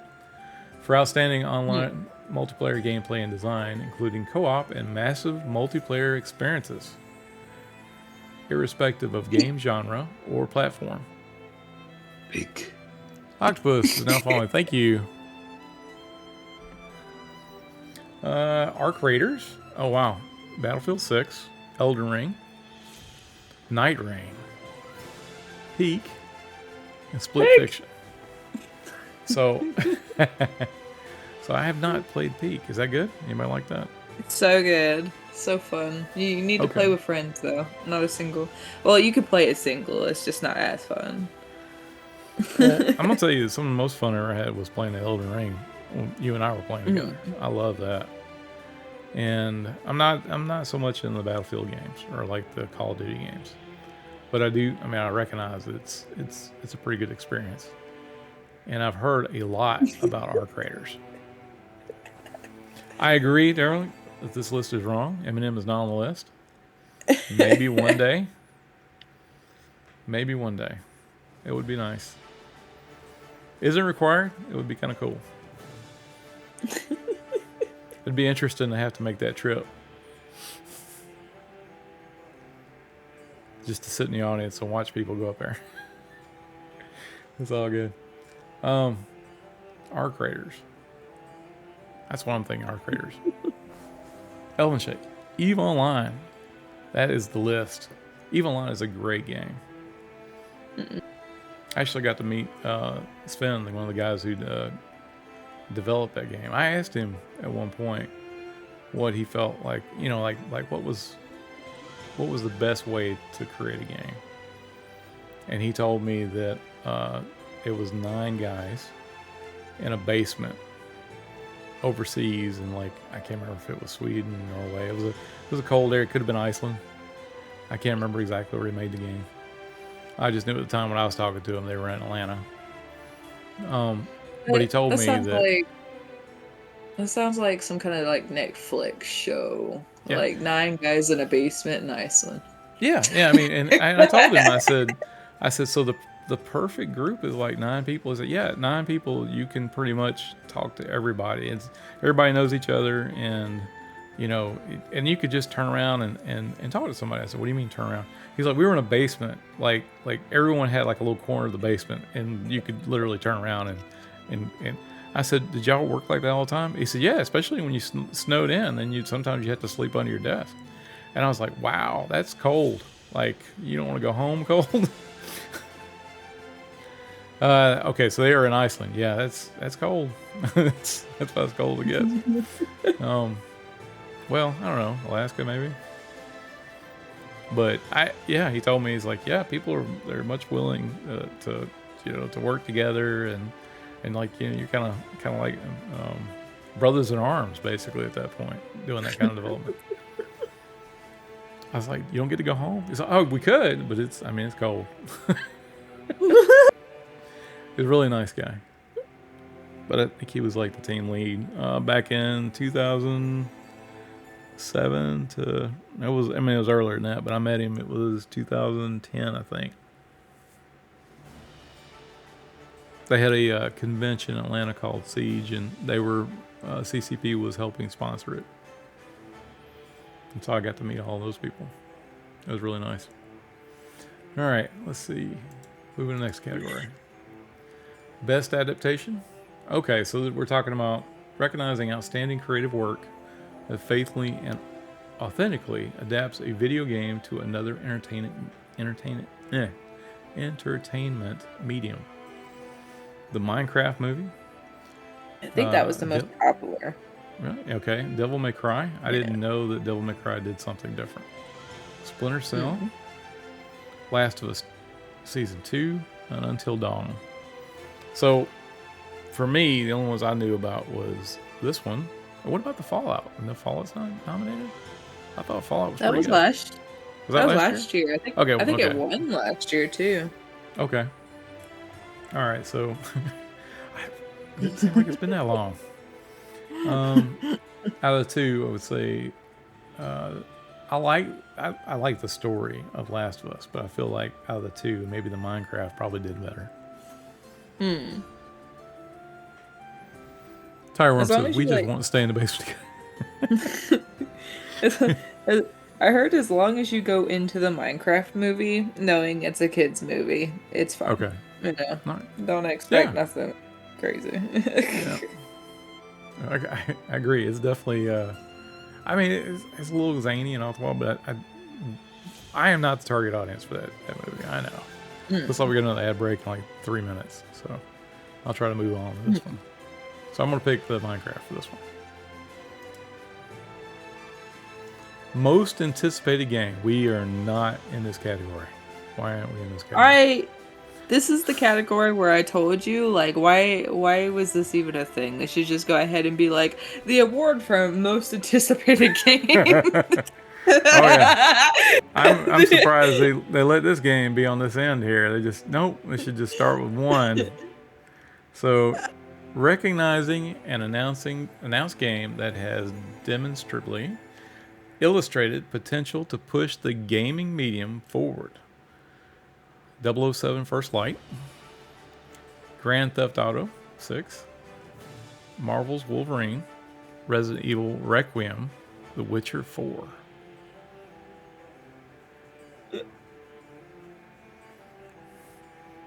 Alright, so obvious for me, it's obviously Grand Theft. But Okay. I am excited for 007 and The Witcher 4 as well. Did you ever play, what was it, 007? I'm trying to remember which system. Was it 64? 64, yeah. 64. I Okay, so you own got a it chance to play that one. actually. Okay, Yeah. but you played it. Of course. Okay, good. I will say, I can remember several nights where I was just playing that game with people and like my buddies, and it was good. It's a wholesome game. GoldenEye 64, yes, absolutely, absolutely, great game. Probably, I mean, I don't know how well it's held up today, but I would go back and play it. Yeah. One of my favorite games for the 64. I actually like Star Fox really like a lot. Maybe it's because it was the ship gameplay, you know. Yeah. I was too young to play it as well, but I liked Conker's Bad Fur Day, but I was way too young to play that game. Yeah, that was not my fault. It was an But animated. it's a squirrel solid guy. game too. I mean, those it's a good game. It's just a little bit more mature. Historical for that. That was, I believe, Nintendo's first rated M game. Yeah, I could see it. Yeah. So I don't think anybody's gonna deny this game here from me from winning this category. Grand Theft Auto 6 is yeah. I mean, but I have some love in my heart for The Witcher 4. I love the third one in the series. I've played all of them. I don't know enough about Marvel's Wolverine. Resident Evil is pretty good. That series is pretty good. I don't know how that's going to turn out. The one with I'm trying to remember the large lady villainess or whatnot with the big hat. She's I thought that was a really good episode, if you want to call them the game's episodes. That was really good. Large lady villainess. You mean mommy? I can't remember her name. But yeah, It was I mommy. guess so. Demetrio or whatever it was. It was really good. Yeah, but it had its own feel for sure. All right, we'll move on to the next category. Content Creator of the Year. I don't know any of these people. You know any of them? Ooh, moist. Seriously? Moist. Tired says Lady D carried the entire marketing in Resident. Yes, that I cannot argue that. That is true.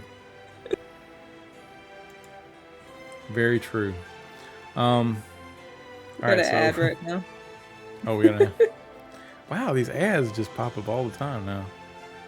I need to maybe get you to help me out with that, so we can figure out what's going on with that ad issue. We'll look into it. Okay. Let's see. So you at least know this guy, Moist Critical. Yeah, I actually watch him all the time. Okay. What does he? Is it I've a no particular game he plays, or is it like just general content, or what? I watch his general content. He does play video games, but like just the random stuff. He's got like example, one of his random things, the moist meter where he just rates things like movies Okay. or TV shows. He does a lot of random stuff. So he does some creative stuff, basically. Yeah, Okay. he's another like popular. Not I don't think he has as many followers as Markiplier, but he does gaming and random stuff. Okay. Okay. All right. Mm. All right. Let's go to the next category then. Should be getting close to the end here. Best esports game. Anybody interested? I'll in do this? any. You don't do any? Okay. We'll pass this one then. Esports athlete. I'm sure they're all talented men, ladies, whatever. I can't tell. Sometimes it's hard to tell. I'm old. Um, Deerlick says Dota 2.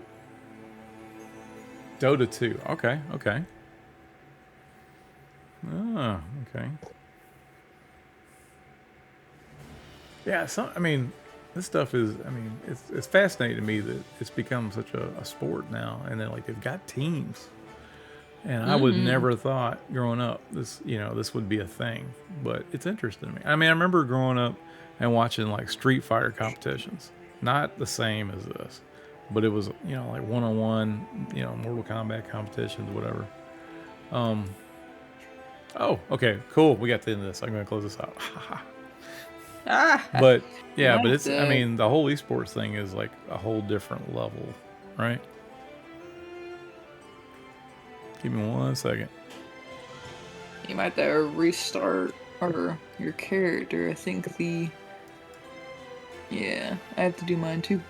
All right. Well, we can go to the dev portion of this if you want to do that. The who portion? The development portion. Oh, I'm sure. actually gonna do some development tonight. If you want to help me with this. Sure.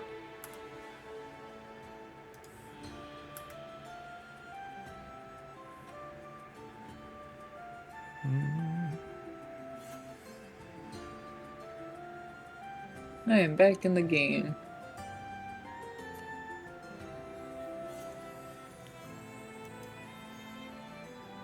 All right. So, before I go back to the game, I had originally. Let me go back. Let me transition this. Well, before I transition, I had talked a few streams back about maybe doing a quest that would allow players to have some agency over their clothing. So for the most part, when you're playing in the game of M&M, you go off and you may kill a bad guy and take his stuff, and you may get a piece of armor. And for early in the design, they originally had like an arm slot because old EverQuest used to have like an arm slot for armor. But now they're doing like they have wrist, right and left wrist, and hands, and they have decided that the arm slot is not going to be a thing. So what they've decided to do, Zucan and ZBrush and Goblin, for the most part, concept artists, come together and they said, what we're going to do is we're going to create a shirt slot, which is more just decorative, and it's not going to have like stats on it and stuff, right? So, and to give sort of a baseline for people's armor sets and stuff. So I thought it'd be kind of cool if it's just a shirt and it doesn't have stats to it, then maybe give a chance for a player to say, well, I'd like to have a shirt, but I want a shirt in black, or I want a shirt that's red or blue or orange or something. And that way you put it on your character and have it. It's not going to change anything. It's not going to give you any major advantage, but it would allow you to be able to have some agency over the look of your character. And I thought it's minor, and then maybe put a quest to it, right? So my original thought, let me go back here real quick. Are you in the game already? Yeah, I'm in here. Okay. Give me a second to load up.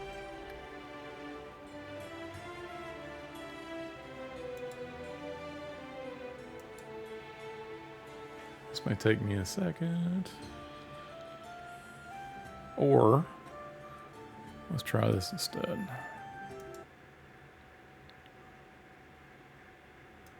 I know what happened. I had to update, didn't I? They had a... Yep, I'm checking it now. Probably had a patch.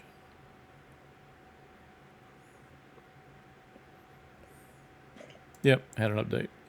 So, for those of you that know, if you sometimes if you're in the game and it kicks you out because they're redoing the server, restarting the server, it'll kick you out to the character select screen. And if you hit enter again, if it doesn't match up, if your client doesn't match up with what's on the server, you may get this infinite loading screen that you're just loading. So it's always better, I find, that if you get kicked out to that character select screen, to just go ahead and close out the client and restart it. And that way it usually catches the patch and syncs you back up with the system.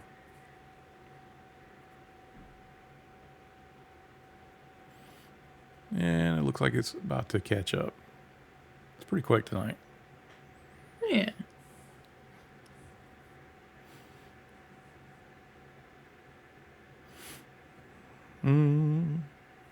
See, now's the time I need to hit that break, those commercials out or whatever. Me able to have like a little button and say, yep, I need a second to do this. I appreciate you taking a moment and going through the VGA stuff with me. Now I feel like I am informed enough that when I watch the show, I know who to root for. I don't know. Last year, what I voted for didn't win. I wanted Metaphor to win.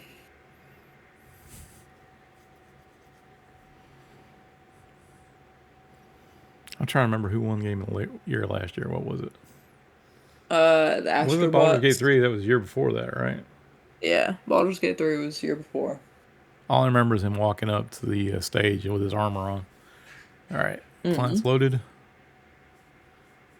It's running now. Yeah, I was so mad. And then it made me even madder later because I heard that Metaphor was like really close to Astrobot. They were neck and neck with votes.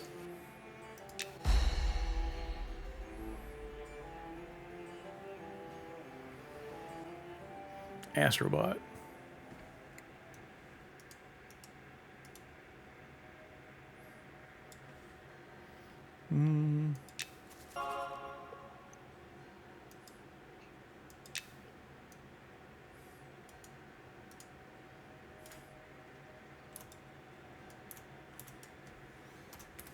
All right, loaded up.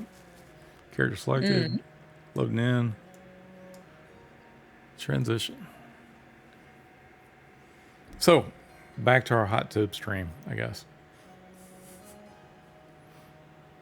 Soaking my bones.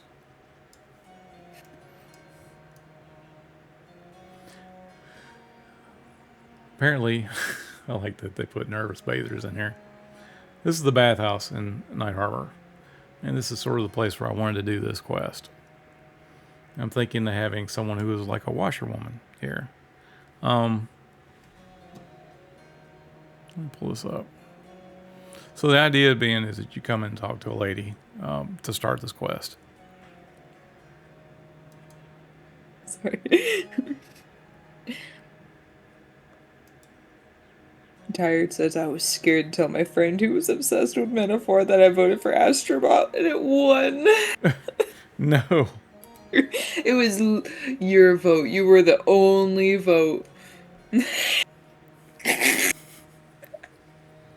So, all right. So, Derek says I was mad when Last of Us 2 took it from Ghost of Tsushima. Yeah, the Ghost of Tsushima was a good game. The shirt quest. Yes, this is a shirt quest. So, when I'm creating stuff off the fly, a lot of times it's like little add-on stuff. This is not like I want to say this is an official workflow. But just the way I think when I'm doing games or when I'm as a like a GM or whatnot. You have a general flow of how you want the quest to go. In this case, at the beginning, starting the bathhouse attendant. This person could be, like a lady, it could be a dwarf, older dwarf. Imagine, used to have, I was trying to remember the name for that. There was an official name back in the day. Scullery maidens. That's what they were called, where they took care of laundry and stuff for the manors, or the basically during the time of medieval periods, they would take care of like lords' houses or the castles or whatnot, and they were basically like just maids. They would do things like the laundry and keep up with the keep, and we had several of these people working, along with people who were handling the stables and not necessarily butlers and things, but at some point it was probably an earlier form of that. And in this case, you start at the beginning at a bathhouse, right? This first part would be task one, the favor. So the thing is, you go and you talk to the attendant, the lady, and she mentions to you that she has to deliver laundry, right? So this is like a go-to quest. And she gives you 3 items. Hey, look, I got this stuff. I got too much going on in my life right now. I just can't get around to this. Hey, if you'll take these items for me and deliver them through town, then I can help you in some way. Maybe it's give them coin. Maybe it's something else, right? Whatever that is. Maybe it's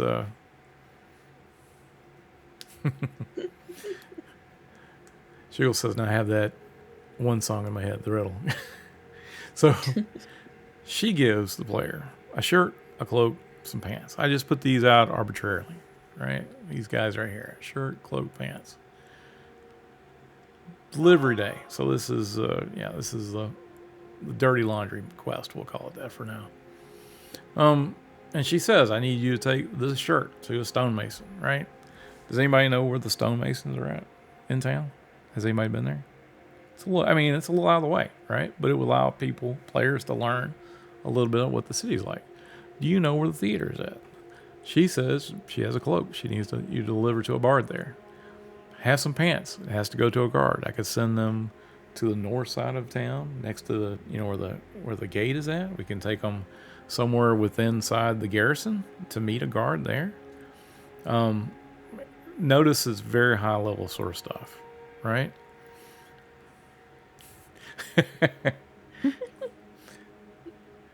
Shiggle says, nights in the scullery and everything I owe. Tired Worm says, I can already see myself Googling this quest. They're like the docks on the southeastern side, IRC. Okay. So, like I said, it's more of the point is to give the player something to do, so relatively safe in town. Because you don't want it to be too high of a stress, but just teach them a little something. In this case, we could have the washerwoman tell you, if you get lost, come back and talk to me. I'll set you on the right path, or whatever. And they'll have this note in their journal. They can help them go like, okay, well, now I know what I need to do. So I guess my first question to you guys, if you want to help me out with this, is like, so what race should this washerwoman be? The races of choice are what you have a chance to decide is human, what elf, halfling, dwarf, goblin, right?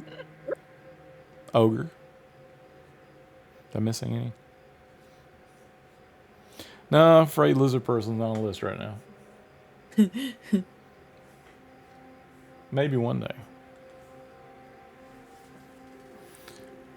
I've got 1 vote for goblin. Ogre. Oh, never mind. Over. Okay, so a burly ogre woman or a grizzled old dwarf lady.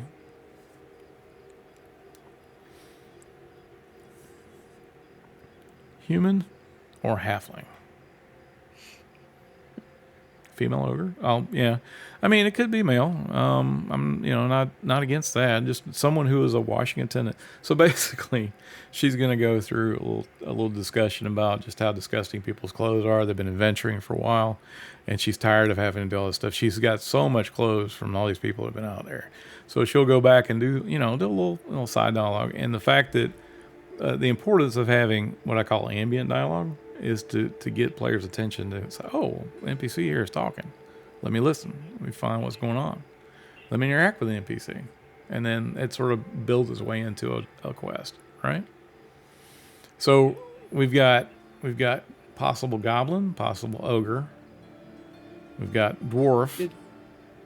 Should make it a male ogre, but all he wears is an apron, so his booty's out. So, do we have a consensus here? So we're doing what? Ogre?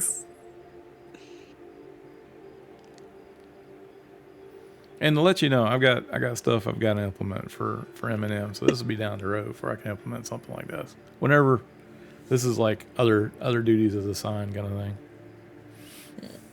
thing. This is just me wanting to do something, kind of interesting, and then letting you guys sort of know a little bit of aspects of what I do as a developer, creating a quest.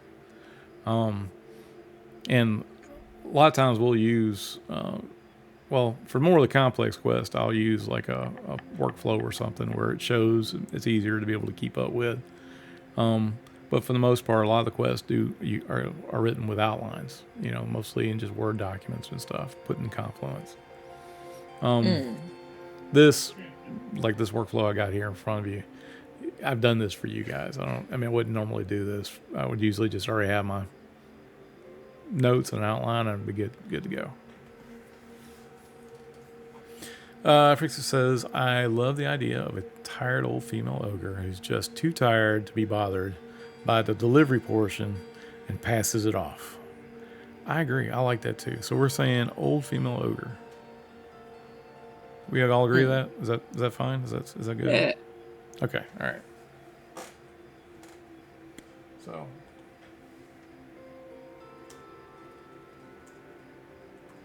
So old female ogre. Anybody got a good name for that? What would she be called? Would she have a proper name like Helga, or would it have to be more of a name like the old crone, or just simple washerwoman, bath attendant? Maybe, I don't know. She goes, I was just thinking Helga. What about Helga? Pinterest? I like that. That's a good one. Anybody else got any other good ideas? Old broke tooth? That's not a bad one either. I like that. Something ogreish. So as a description of what they look like broken leg? Hulgra. Pebbles. I dig pebbles. Bubbles.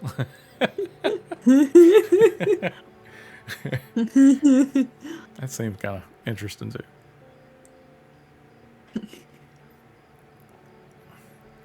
Her name could be Bertha, and she could own the bathhouse. I like that. That's an interesting concept. Don't know if something's already been written for that. I had to check. Something like that would have to be checked into. A lot of times when we're working on Quest, we'll be like, okay, well, has there been any lore already put on this area or in this people, or who would own this? A lot of research goes back, and before we actually do the quest, we have to make sure, okay, is this match up? And we have a couple of lore masters basically on the team who have read through everything that we've done and know the lore inside and out. And so there's a lot of times where I'll be like, hey, I need you to check this, right? Loki is one of those people. Bertha's bathhouse of memories. Can't do that. Can't. It's too close. He says maybe you're delivering for her because she can't fit out the door. That's okay. That's not a bad idea. John says if an ogre owned the bathhouse, the doors would be big enough for them to go through without ducking. Fair enough. I realize it says latrine. Changed it to latrine. Okay. It used to be. That's funny. That's good. I like how y'all are creative. This is good. All right, so we got a couple of good ones here. Jen, do you see any of those that really stick out to you? Mm. I'm gonna let you be my decisive person since Oh no. you get to pick. Looks like All right, so I tell you what, let's do this.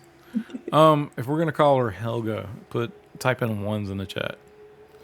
If you want Bertha, we're gonna say 2 in the chat, and latrine being 3. And I'll count the number up and see how it goes. Anybody? Anyone? it's a good. Got a 1? Got a 1? 2 ones. Anybody else? There's a 2. All right, so it's an even heat right now. Latrine is not going to be a person. Anyone else? Going once. I think Bertha sounds good. I'm going to pass on the pebbles or bubbles this time. There's a 3. Still got 2 1s and 2 2s. So I need somebody as a tiebreaker for that. What's it going to be? Helga or Bertha? Which one? Anyone? Anyone left?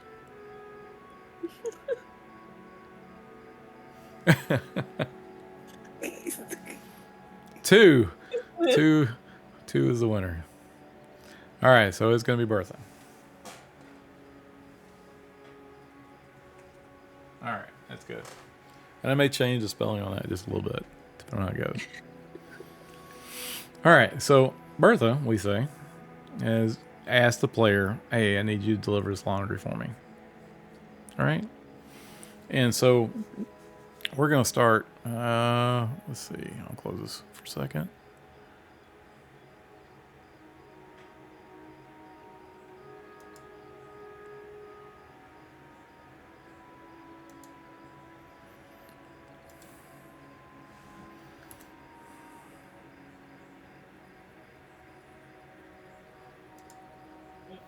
All right.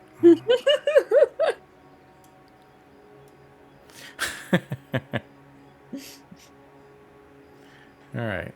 So she's going to be somewhere over this way, we'll say. Let's see. You got the entrance here. And most people will probably just jump into it. If they're going to get, because they know they want to get clean. All right. So they'll jump into the hot tub here.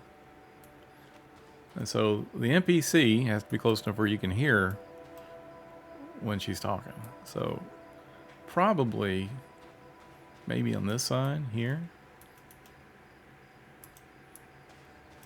I don't want to put it like right in the middle, but you'd have a better chance of hitting players on both sides if you did that. So probably, I'm guessing, somewhere over here. And then when she asked people for the to go ahead and send these clothes out, or they're going to leave here, right? You're going to go out in the streets and hunt down 3 spots. One is going to be the stonemason, right?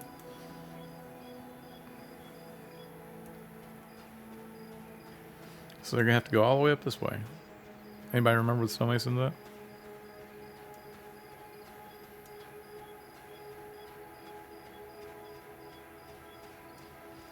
They're going to go up this way.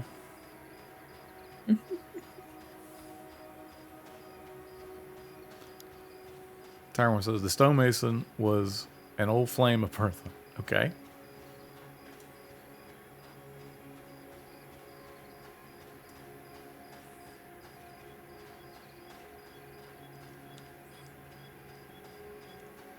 Oh Oh no.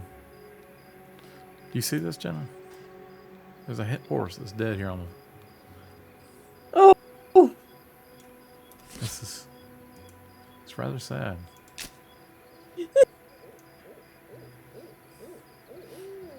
So I didn't expect to find this out here on the street.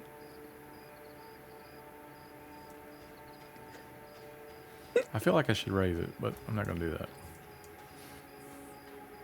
I'm trying to remember if this is it over here. This is the mining people. This is not the stonemason.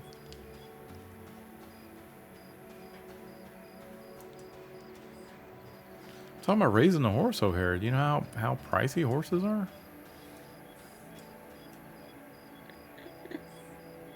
They're expensive. Yeah, that's money on the floor right there.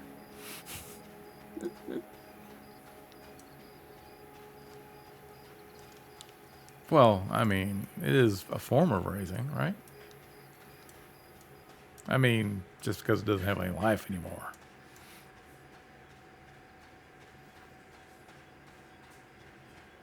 It's like an ad break in about 3 minutes. Hmm. All right, so we've got some stone cutting people back here.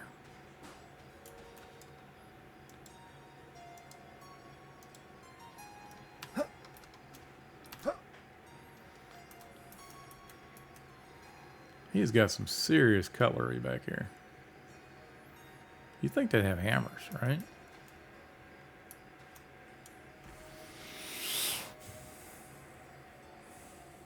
Tarworth says, "Is this a hint or something?" Raise it. No, it's not a hint. This is just role playing. But they come back here and they talk to one of these guys, right? So which means I either got to change a name on one of these guys, or I've got to create another NPC.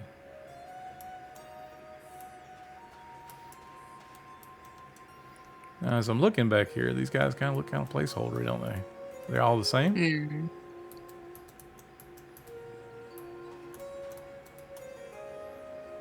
They're all related. They're all related. 4 brothers. They've all been expecting you. This guy, yeah. So I'll need to, at some point, have to come back here and change this up a little bit. We'll get to that later.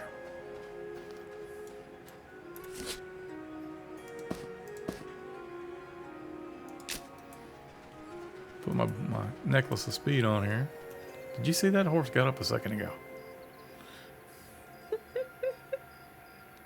I love that you remember this is my brother Daryl and my other brother Daryl. That tells me just where you which generation you are. It was a great show. All right, the second place would be a bard, and so the next place they have to go to, which is a little closer. And they may tell her, Bertha may tell the player to come here first, and then we'll just have to find a bard that we can connect the quest in here. Now, Jamie Langris, of course, I think he is one of the chief bards, but he has a lot already associated with him, so I don't know if he would be the bard, right? Nobody in here? Bertha doesn't tell, Bertha commands. Jawal North, there's an option there. We've got Ross Astim, this bard spell merchant who, poor gentleman, doesn't have a name. And then there's a little spot up here. And this is not a bad place we could put an NPC if we needed to. Mm. You know what I mean? And make the players look for them. And then what you could do also is go in here and talk to these guys and add quest dialogues, let people know, hey, have you been... Bertha may tell the player what the name of the person that they're looking for. Well, probably would. It would probably... Otherwise, the quest would be a lot harder. But if you want to make it challenging, you can just say it's some bard, I don't know who it is, and have the player go around asking people, hey, look, I got this cloak, right? Who do I need to give this to? Or try to give the cloak to somebody. And then the NPC goes, oh, no, this is not for me. It's for so-and-so, And have them, kind of look around for the bard. That could be a part of the, the challenge. And I say challenge, but not like a huge challenge. Whoop, almost fell. That'd have been bad. Right? But at least, at least you got, you're, like I said, the challenge should be equal to whatever the reward is. Oh, got the break. The ad break going on. And the last one we had, what did we say it was? It was a guard, right? So, do we want to put the last piece of garment on like a guard next to the gate, like up here? Like, does poor Amir need his clothes? He never leaves the spot. He's always there. Amir has not. He's been on watch for like 5 years now. I mean, real time 5 years. Is there a guard near the tannery or the tailor area? Oh yeah. Well, I mean, if you wanted to go that way, or if you wanted the Prix Vista says have the bard spawn in one of 3 different places in the area, like near the stage, in a room, then over getting a drink. That's a good idea. So yeah, you can have the player try to find him. I'm gonna put that down. I'm gonna write that down. Bar and multiple spots.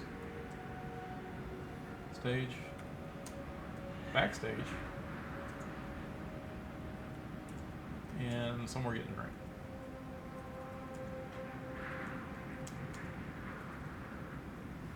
Okay. All right, sounds good. So as far as like somewhere getting a drink, right? Let's see. There's a good place to go to.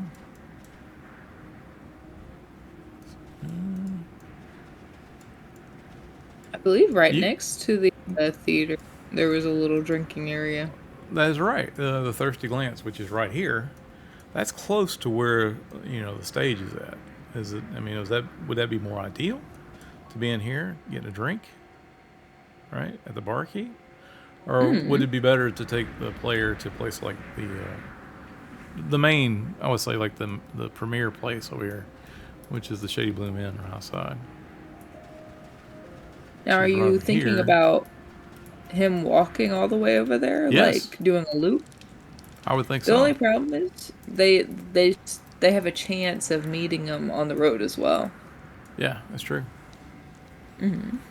So it may be a good idea if we're to have an NPC that's going to be mobile in different places, that the Bertha tells them, hey, you'll know him by something he's wearing, or you may know him by his hair or something, or the fact that he's bald, or I mean, something that visually describes him, so the player is able to pick up on that a little easier. And the last one, of course, is the guard. So do we need to have the guard on the wall? Do we need to do that where he's also got a route he runs? The players can keep up with? Or is that too hard for like a little quest, right? Prick says that's very bard-like to be on the move between the inn, the show, and the stage. I agree. It looks like that's a very good way of doing this. Let me go back to my workflow real quick.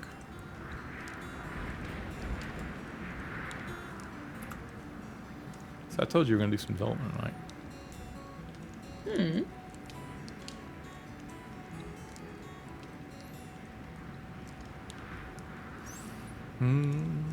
Okay.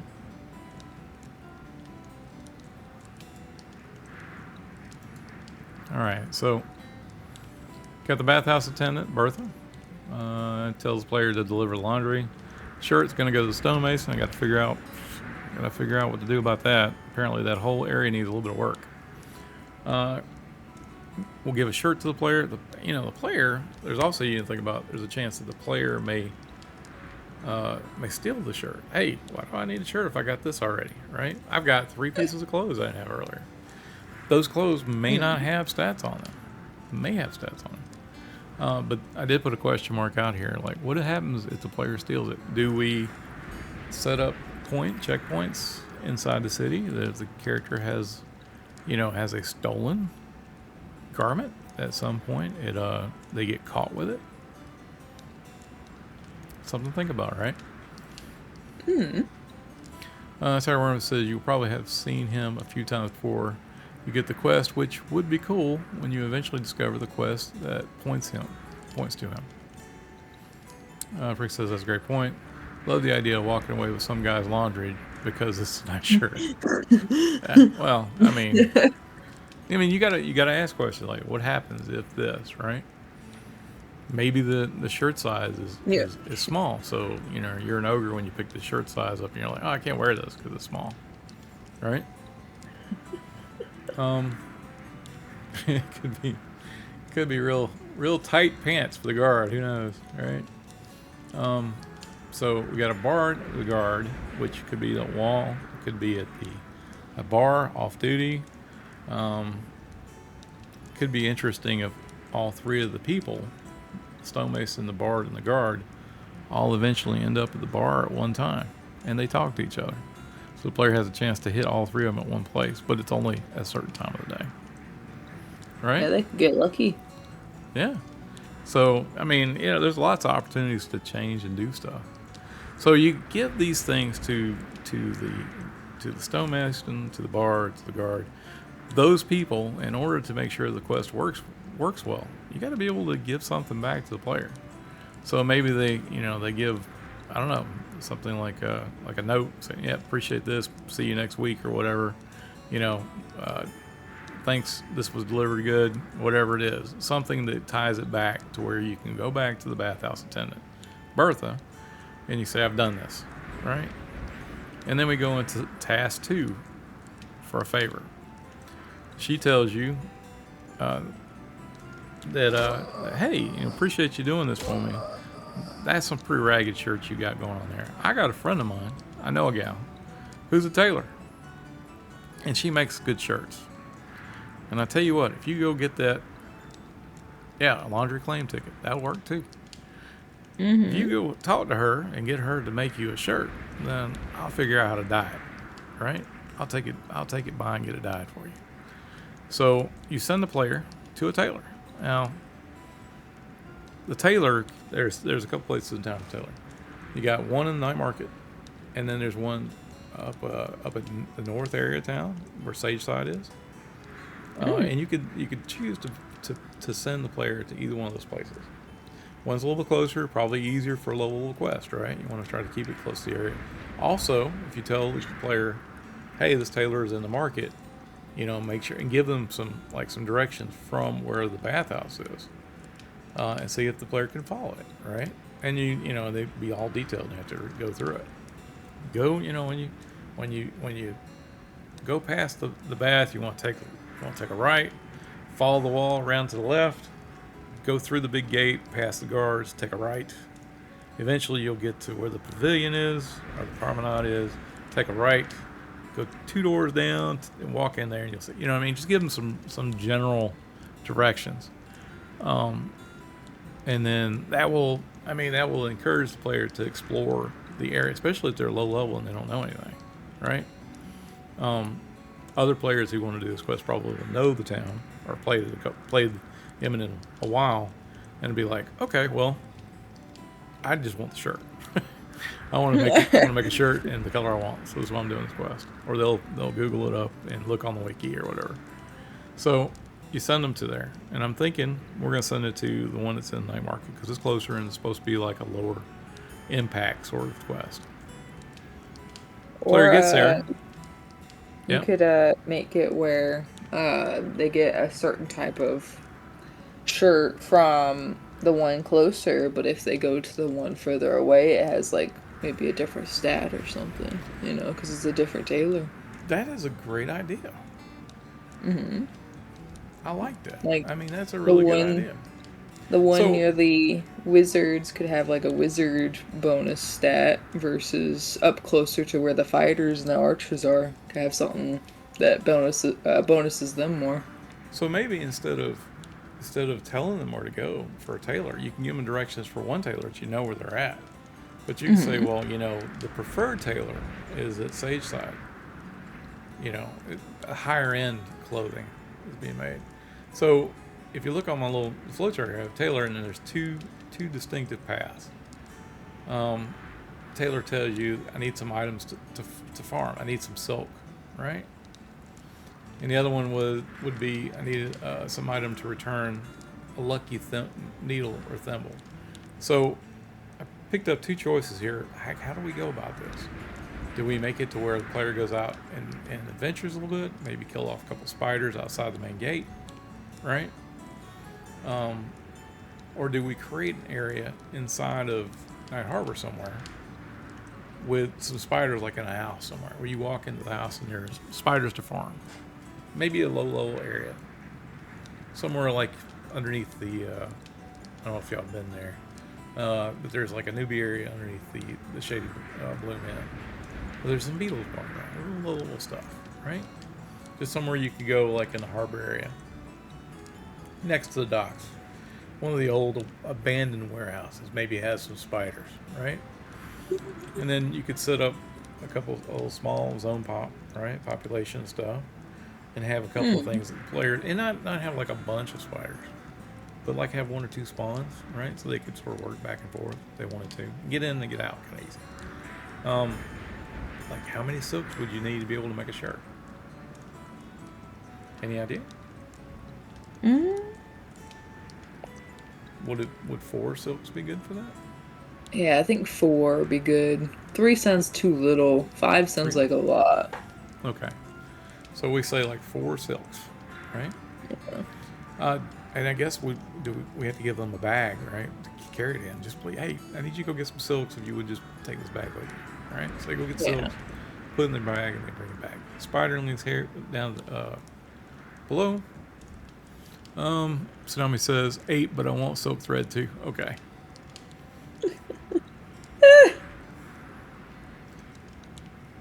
The second option, where I have like some item, like the lucky needle or a thimble, I have also going to the spiderlings, but maybe spiderlings somewhere different.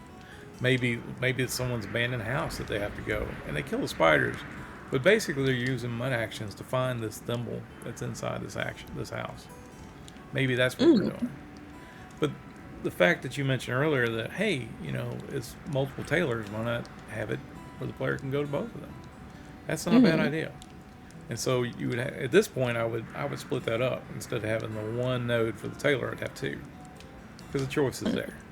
And then each one of those only has 1, so it would be a clean design, right? Yeah. Okay. So we go out, we get our ingredients, we come back, we combine stuff, or we bring the item itself, in this case the thimble or lucky needle, to the tailor of choice. So this would also come back out. Eventually, they would either make a rough spun shirt, or maybe a rough spun robe, right? Both of these items, are just basically cloth, basically a shirt. No big deal. Oh, tired worm. Derelict says, time for me to go to bed, gamers. Have a great night. Thanks for the stream. Hey, no problem. Thank you for coming by and spending some time with us. It means a lot to me. And I hope you guys learned something from it too. And I'm really looking forward to watching the VJs now. Homer says Night Harbor is messed up, crawling with undead zombies and now spiders. Night Harbor is like, when I first started, they were talking about, well, yeah, we want a city, and they were like, what we want is a city that you can go back to and have different adventures inside the city. So if you played other MMOs, a lot of times cities or hubs are either starting locations in EverQuest, where you got your basic stuff you need, and you may have a quest or two, but it's mostly low-level stuff. And then once you've ventured out into zones, you go out to these bigger zones, or more higher-level zones, and you never really come back to your starting city for any reason. Maybe later on there was like an epic weapon quest, that you may have to go by and see somebody that you haven't seen in 50 levels, right? But I love the idea of having a living, breathing city where you may have something that you do at low level, and then you go off and venture for a bit, for a few levels, and you have to come back. And then there's something you have to do in the city at level 20 to 25. And then it starts to feel more like a living world when you have to go back and revisit places that you've been to before. You may get to see something new in that city you didn't see originally. You didn't know that that secret passage was back in the very back of the where the stonemasons were at. Didn't know that that was there, but someone mentioned it to you on a quest that you were back out in Glass Flats, and you're like, "Hold a minute, there was a secret door back there." No, no. And so you go back and you find this thing, and there's a whole area that you had never seen before. So I like that sense of discovery and the reuse of areas over time. So it makes sense to me to have a city where you have these things going on, and as time goes on, you may gain, reputation with a faction. You may wind up wanting to join one of these factions. You may wind up moving up and having your identity be part of that faction within the city. You may become, a guard, one of the guards in town. You may wind up becoming a mercenary in one of these things. Even worse, no, John. I love you, John. His gnome hate knows no bounds. Knows no bounds. Yeah. Or worse, upset the wizards in Sage Side and they change you to gnome. Who knows? A permanent race change would be kind of wild. That would be rough. Gnomes is greater than all, says Octopus. Well, they did it. I love that name, sir. I know that the leading K is silent.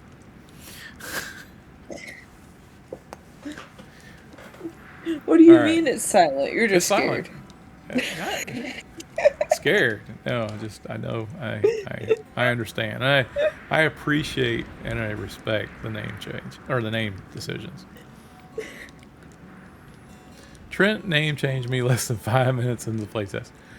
I don't know why. It seems perfectly logical to me. Yeah. I'll have to talk to Trent. I'm sure I know what he'll tell me, but okay. All right. So it's unusual and a very refreshing concept to have a city that is useful between level 0 all the way up to whatever the maximum level is going to be. I hear people tell me 50. I hear people tell me 60. I don't know what the level is going to be. I don't. I have a feeling what it is, but I don't know. It would be interesting if one day it would be like level 100 or level 1000. Who knows? It'd be kind of cool. I hope the game has a long life. And if that means getting to level 1000, that would be pretty awesome. So we got a tailor, comes back, wants to create a different shirt. So I got a rough spun shirt and a rough spun robe. They say, look, maybe you have to go back to talk to Bertha. Maybe you go and they send you straight up to the Scullery Maidens that are out in the harbor. Let's see. Zombies says he's quick, that Trent. Yes, he is. He's very good GM. I am 100% happy that he got picked up for that job. Worm says I hailed Trent and he turned me into a snake. I'm sure that wasn't personal. I'm sure it wasn't. He was a rock star about it. I understood. The name gets rejected and everything that has GMs, and I know it. Yeah. In it now. I agree. I mean, it is what it is, right? You could put another letter in front of that K, and maybe that'll work. I don't know. So we could go back to talk to Bertha, or we could just have the tailor tell her, "Hey, you need to go to the harbor and see the Scullery Maidens." So, well, let me go back up there first. Swap back. Eminem client. Oh wow.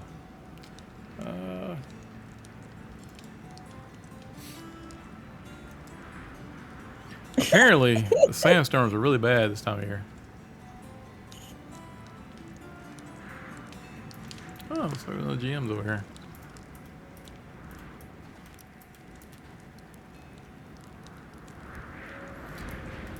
So let's take a look at it, see what this route's like. They're not going to be as fast as me.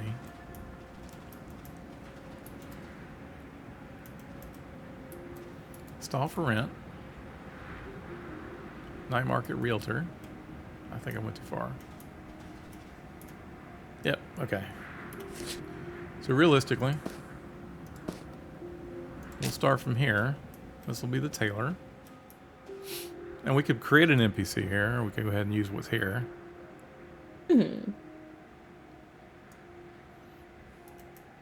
I do think that I'm not sure if the trainer or the tailoring person is supposed to be by themselves here. I do love that they put carpets on the wall, though. That's kind of cool. Use Yeah. my staff of bones. So you can see some more. I love the attention to detail. It's really cool. All right, they'll leave here and they'll go back out the harbor, so they can go around this corner. I love how the sandstorms go down the streets. Mm. And can we go out this way? Sometimes we get turned around. Yep. Well, this is the garrison, isn't it? Tired says, Staff of Bones? What does that do? Oh, I can't tell you about that. It's in the game, though. It is in the game. I have sort of just kept it on me to help me do the testing and stuff, but it's an actual item in game. Hope you find it.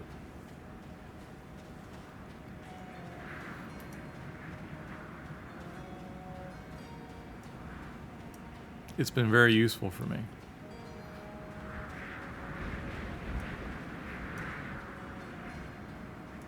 What's it do? That'll also be something you'll have to look into. I can tell you, though, it doesn't give without taking. Just keep that in mind.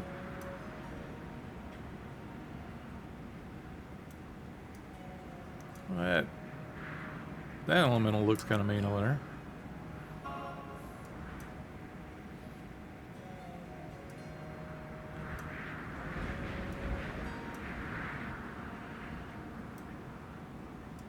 So they'll have to go this way to get to the harbor.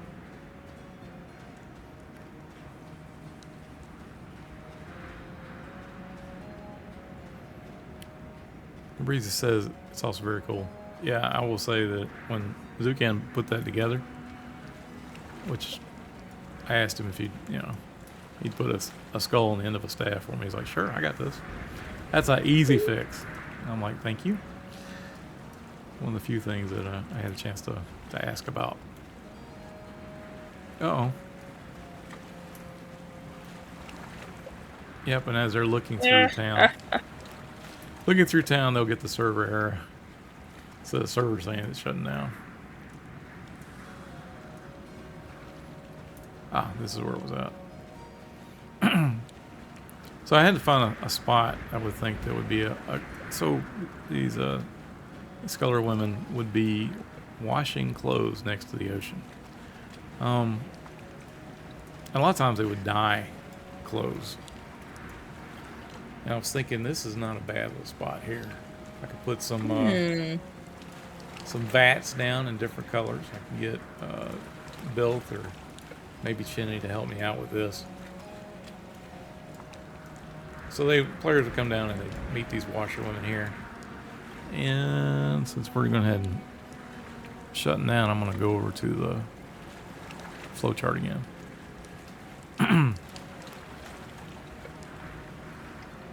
Transition.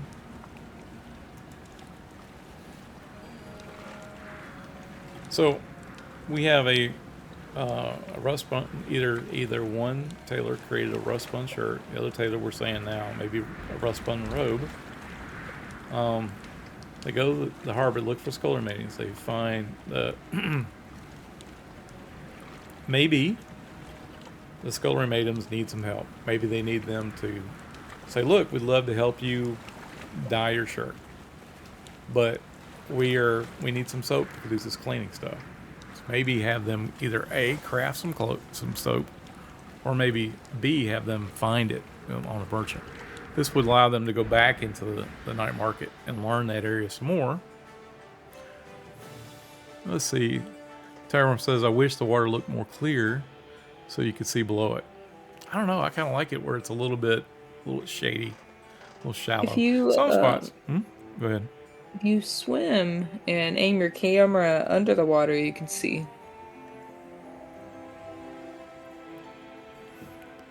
Yeah, that's true. You can do that. So my question to you guys would be, would it be fair that once they make it to the skull remains, do they go on another part of the quest? Do they have to go get one more item? Or do you just go ahead and let them go ahead and insert their cloth of choice into the die? The NPC at this point probably can be bypassed if the player knows which die vat to work from. Or maybe the soap is used as a key so that they have to have the soap to wash their clothing into the vat together to be able to make, so the vat itself, or I'm thinking when I say vat, it's going to be like a barrel that has a colored water in it, maybe a broom handle hanging out the side of it. Moon Reaper says soap is a key. I think a soap is a key would be a good thing too.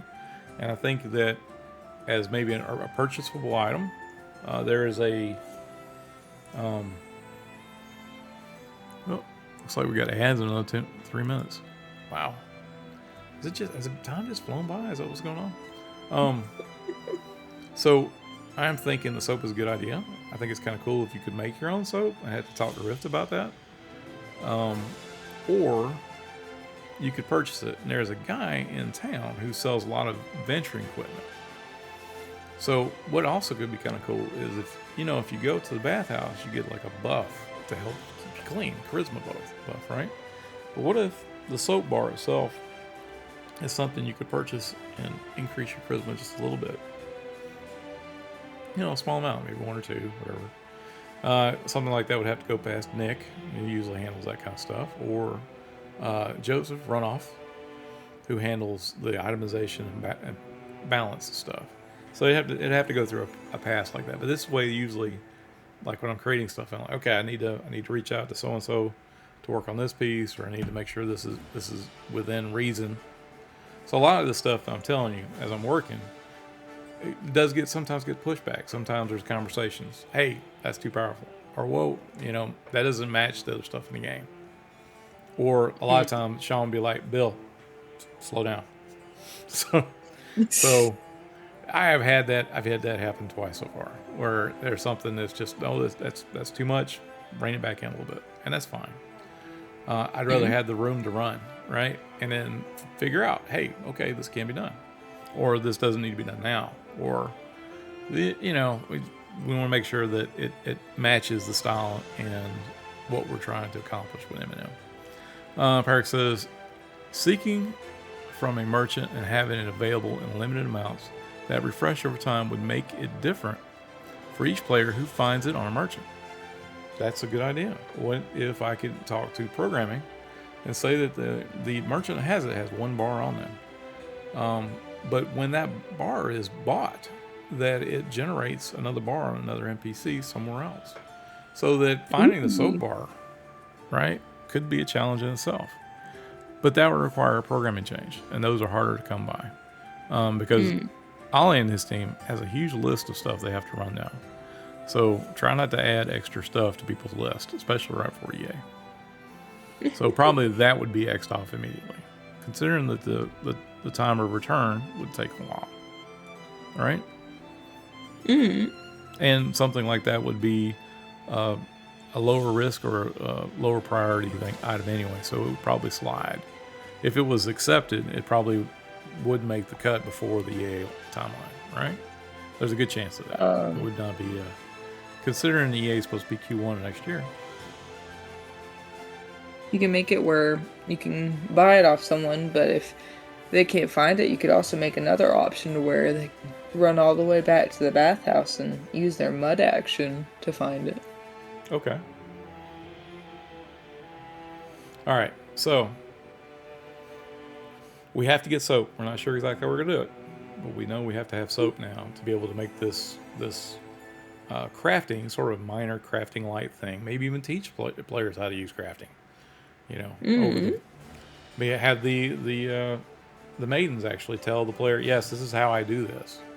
You can do that. Go ahead. I've got this other stuff I've got to work on. You're welcome to use the vats. make sure you use the soap though.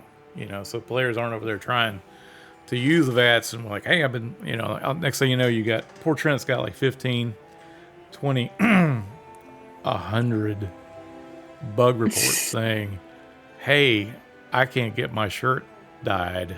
What's wrong? This quest is broken. All right. So there is a level of, you have to make sure that the player knows what to do.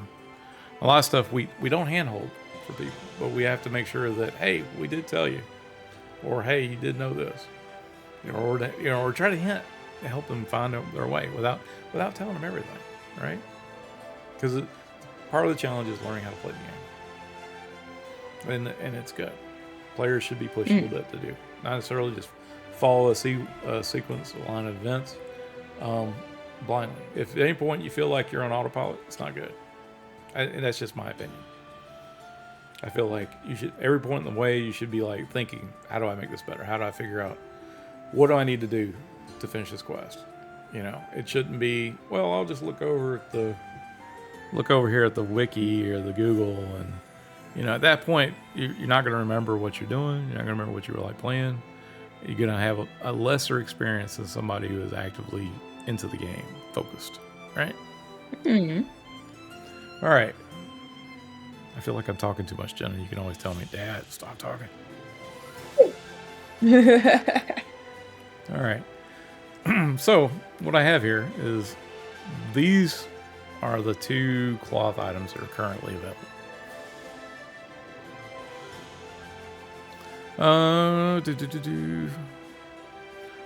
Tsunami-san says just make soap a ground spawn, and she just says it popped up somewhere. That's not a bad idea. I like that.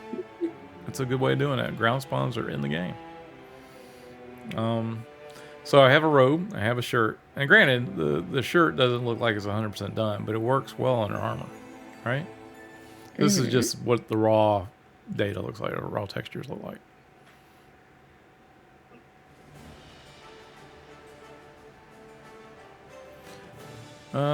Tired says, yeah, I loved how engaging the few quests I did were. Made a friend going through the Enchanter quest. Yeah. That those interactions, we didn't code that to happen. It just happens, and it makes the experience much more rich, right? More enjoyable and memorable.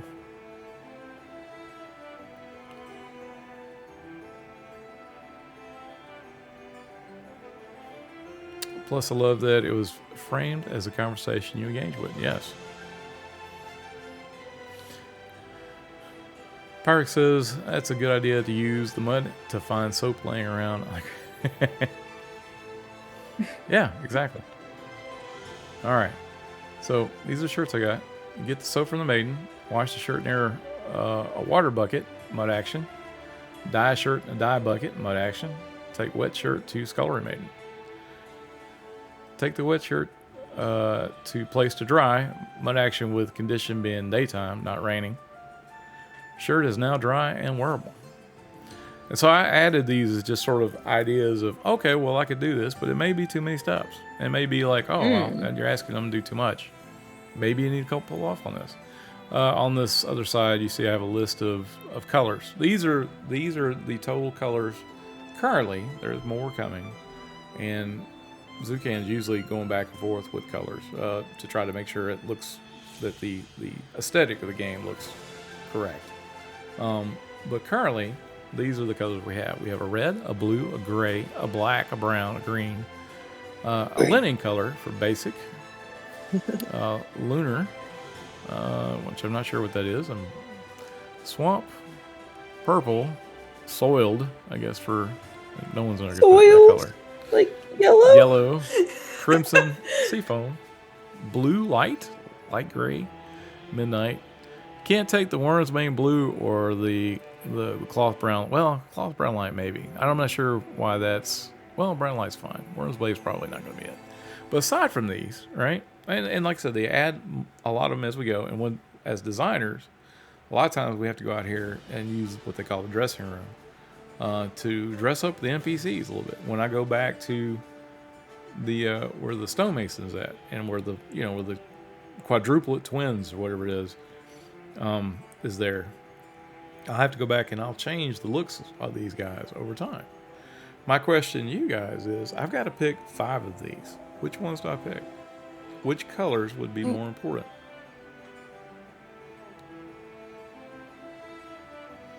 I see Tyrant says, can you use magic to dry that shirt?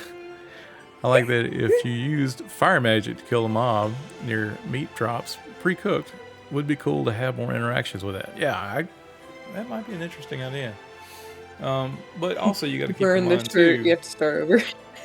You also got to keep in mind if you say it has to be magic like fire magic to warm and dry a shirt, you either have to have someone who can cast that magic. So you have to go through, look at all spells for fire spells.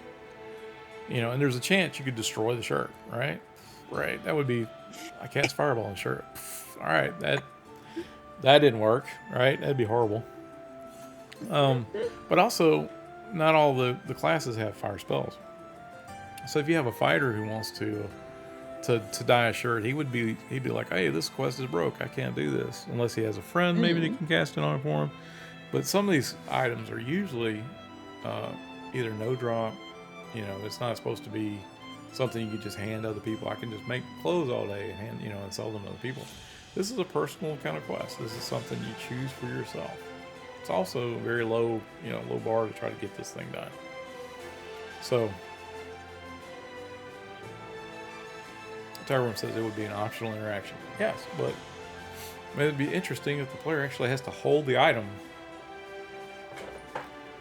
Salacious is now following. Thank you. Appreciate the follow. Maybe it's part of it that you have to actually hold the item when someone casts fireball on you. That would be an interesting way to interact with each other, right? Regardless, I have to have 5 colors to choose. Which ones do I choose? I'm assuming red would be like a favorite color. But you should definitely add the primary, so red, yellow, and blue. I could roll a d20 for these. That could help out. Tsunami Sun says red, blue, green, and black. Got one more. Tsunami Sun.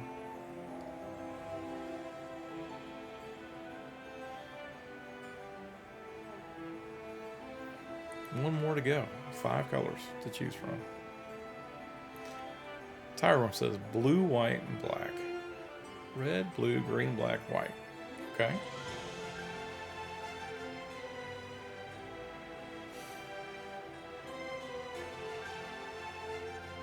I'm looking. I don't see a white on here. But there is that linen color, maybe what's already on the robe itself. So that would probably not be a choice. I could go back and ask Zukan and say, hey, look, I need a pure white color for this. And you think about it, there would probably be some clerics who'd want to use white, or a paladin would want to have white. So that's a valid choice. Someone says, is there a charcoal? I'm looking down the list now. I see a gray. That could be a charcoal. Gray light. That's one, possibly. Want to see what lunar is as a color. Okay, hang on a second.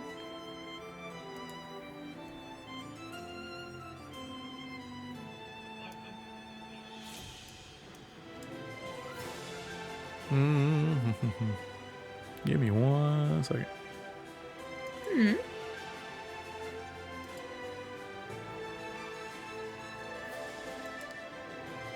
feel like lunar might be like some kind of light yellow or something.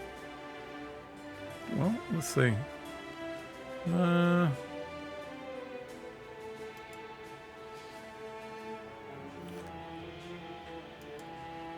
we'll pick a color, lunar.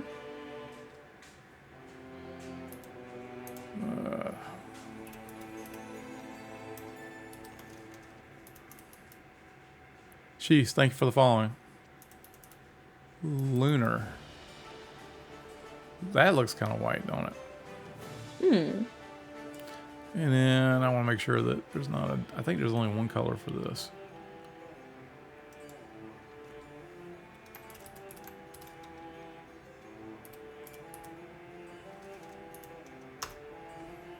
Yeah, there's only one. He only has. Okay, so it's only got one LARP to this. All right, so could be blue. We'll see what the blue looks like. Actually, I could just do like this. So we'll go through it real quick. Red, blue, gray. That looks like a charcoal, almost like a black. That's the black. Brown, green. That's the linen. That's lunar. So really, the lunar would be kind of white.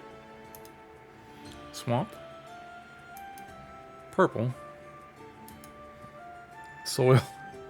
I'm not gonna pick soil. Yellow. Crimson. Seafoam. Blue light.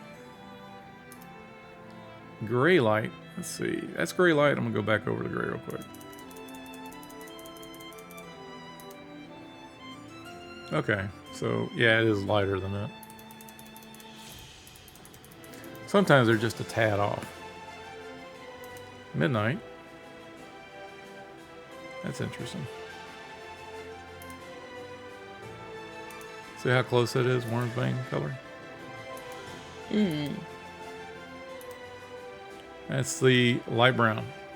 That's it. It's all the fabric colors. Did that change any of your decisions? So I'm looking back over here. Let's see what we have. I've got how many do I have for red? I have 1, 2 for red.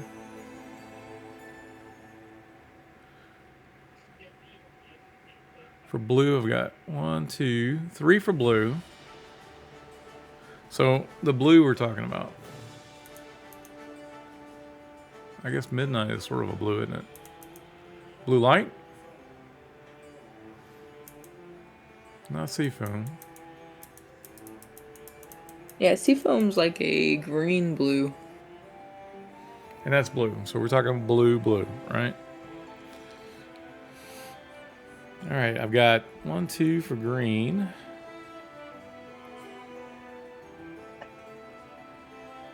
Three for black.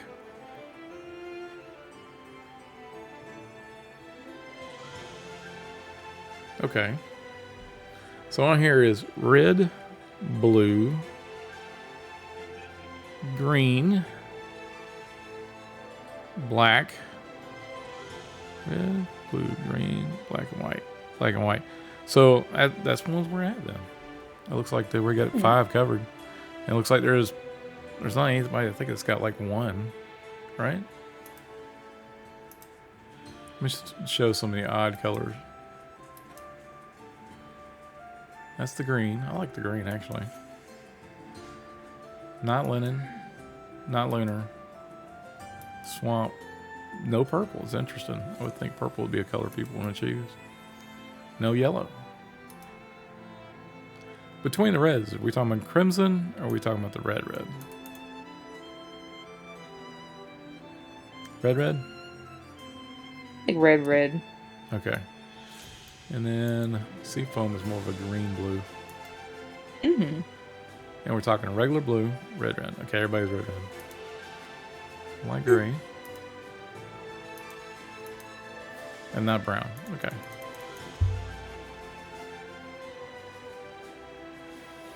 Zombiesy says 1000% purple for me, but just dying until here. He couldn't answer. Okay. Terminus purple might make it look too similar to an enchanted Starry Road. I agree. Magnus Moonbringer, thanks for follow. All right, so we have our 5 colors. Very good. Go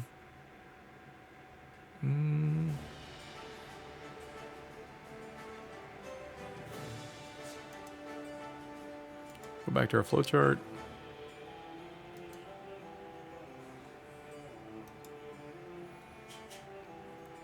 All right, so we're at the end of the quest. This is it. That's an outline. That's a flow. got questions answered. May have to come back later and go look at some stuff and like, all right, so for instance, when I'm looking through this, asking myself questions like spiderlings. Like, what kind of spiderlings? Do we have like two models for spiders right now? Do we use more that's like it's more like the Black Widow like thing, or we want to make it more like a tarantula looking thing?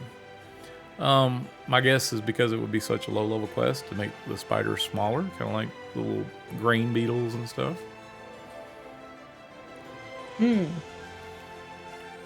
Yeah, I think little baby guys. I think the little brown fuzzy ones y'all have might work good. Okay. Yeah, I like where you're going with that. Being that you're making webs and thinking about the web, you're getting webs, I'd have to make the web color like the linen color, you know, so when you got the base item, that it would actually look like that color to start with. Things like that I have to think about.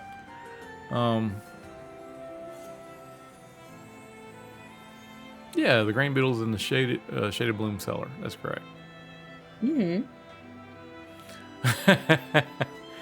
D-Love's putting, excuse me, why wasn't I notified of this bathhouse stream? I thought I put it on notification. Did it not come off? Did y'all not get the notification? I put in there, Nicodemus is soaking his bones in a hot tub stream. That was in the notification. You always have a personal invite, D-Love. You always do. You don't have to wait for me to invite you. We've been just chilling out.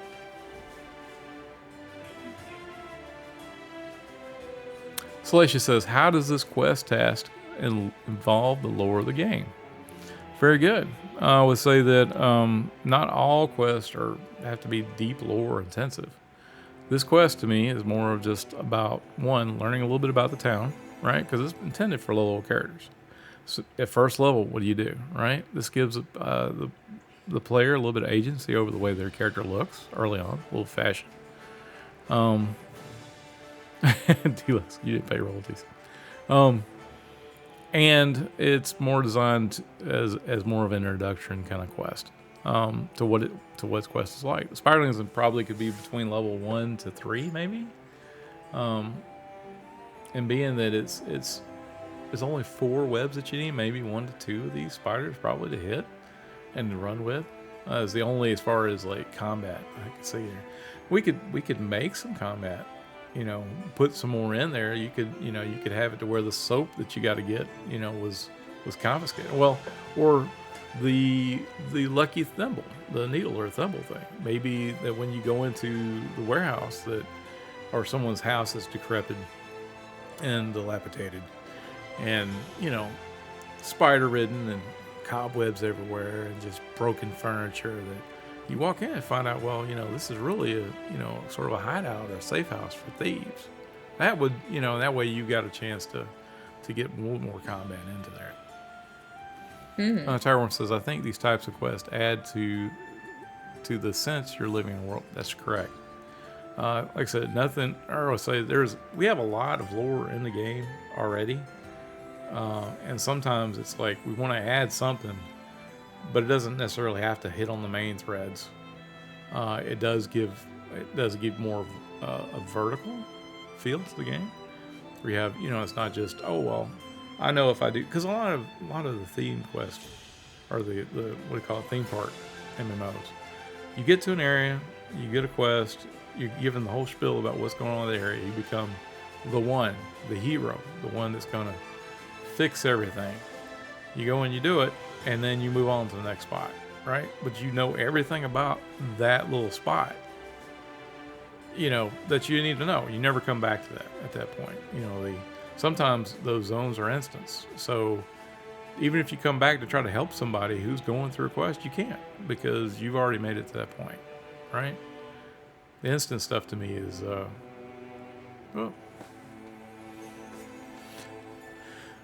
D loves pudding. Let's see. Looks like he has put something in here. All right, yeah. There we go.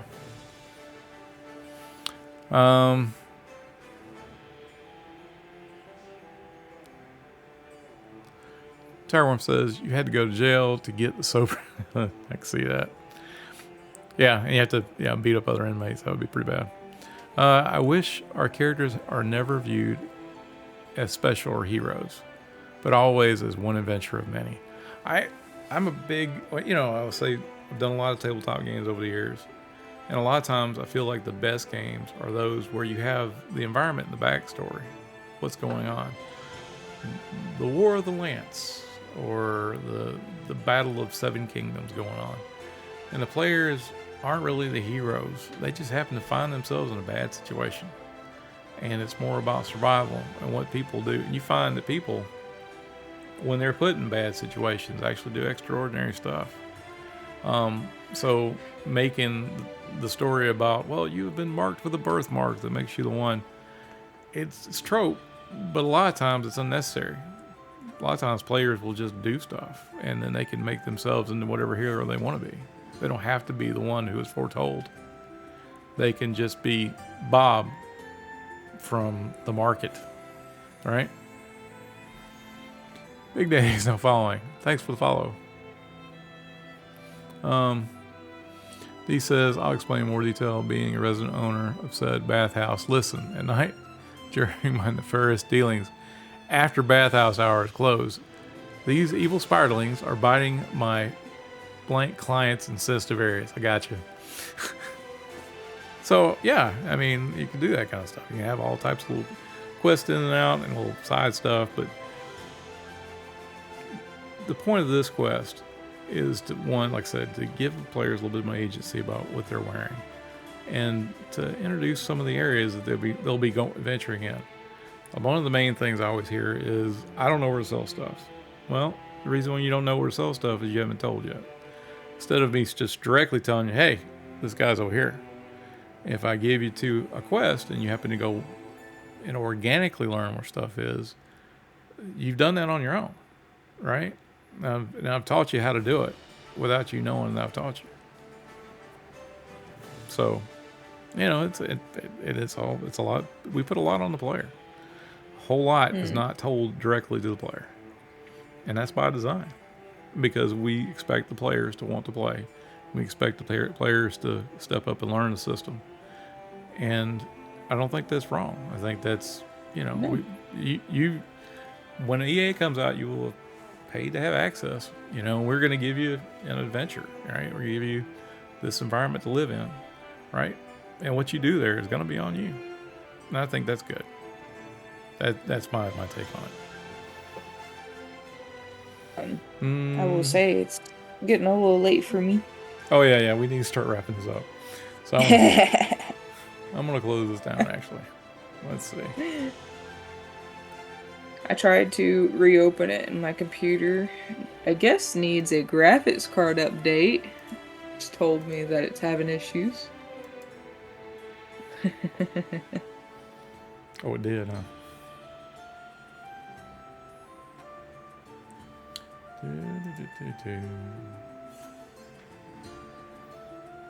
All right. So, it is late. It is... Wow, it's almost 2? Really? It's been a while. I hope I've answered you guys' question. I hope you learned a little something about what I've learned in game development. I am not an expert, or I have been a professional game developer for 2 years, and it feels like it's been just a few days. So, and I'm learning a lot of stuff on the fly. But I have been a game master for many years. And the techniques I use at the table playing D&D is very similar to stuff I'm using for Quest, which is refreshing that I've actually got a job now that uses all the talents I use for making, D&D games work well. It's very cool. You guys have any more questions for this evening? You guys good? Everybody's quiet. Do I need to do ASMR voice? Let everybody go to sleep. Magnus says, hello. Me and my wife really love playing your game. It's cool that you are streaming. Hopefully it comes out soon. We are scheduled to go... Well, early access is not the same as releasing a game. Releasing is 1.0. Early access is supposed to be first quarter of next year, 2026. And as far as that, the only thing that's been told by Sean and his stream, and I will tell you, a lot of the team does stream. If you get a chance, you need to check them out. But mostly the people you need to if you want to catch their streams, you really want you need to catch is Sean, who is a loving robot. He usually does his streams on Wednesdays and Fridays. Sometimes he has to swap it Mondays. But his streams are the most you can get the most information from about the game in general, about the company Niche World Cult. He went over some business stuff. The last stream was really good. I think it was really good. I love to listen to business stuff. The business of making games, which isn't told that often, right? And everybody's got a different way of doing it.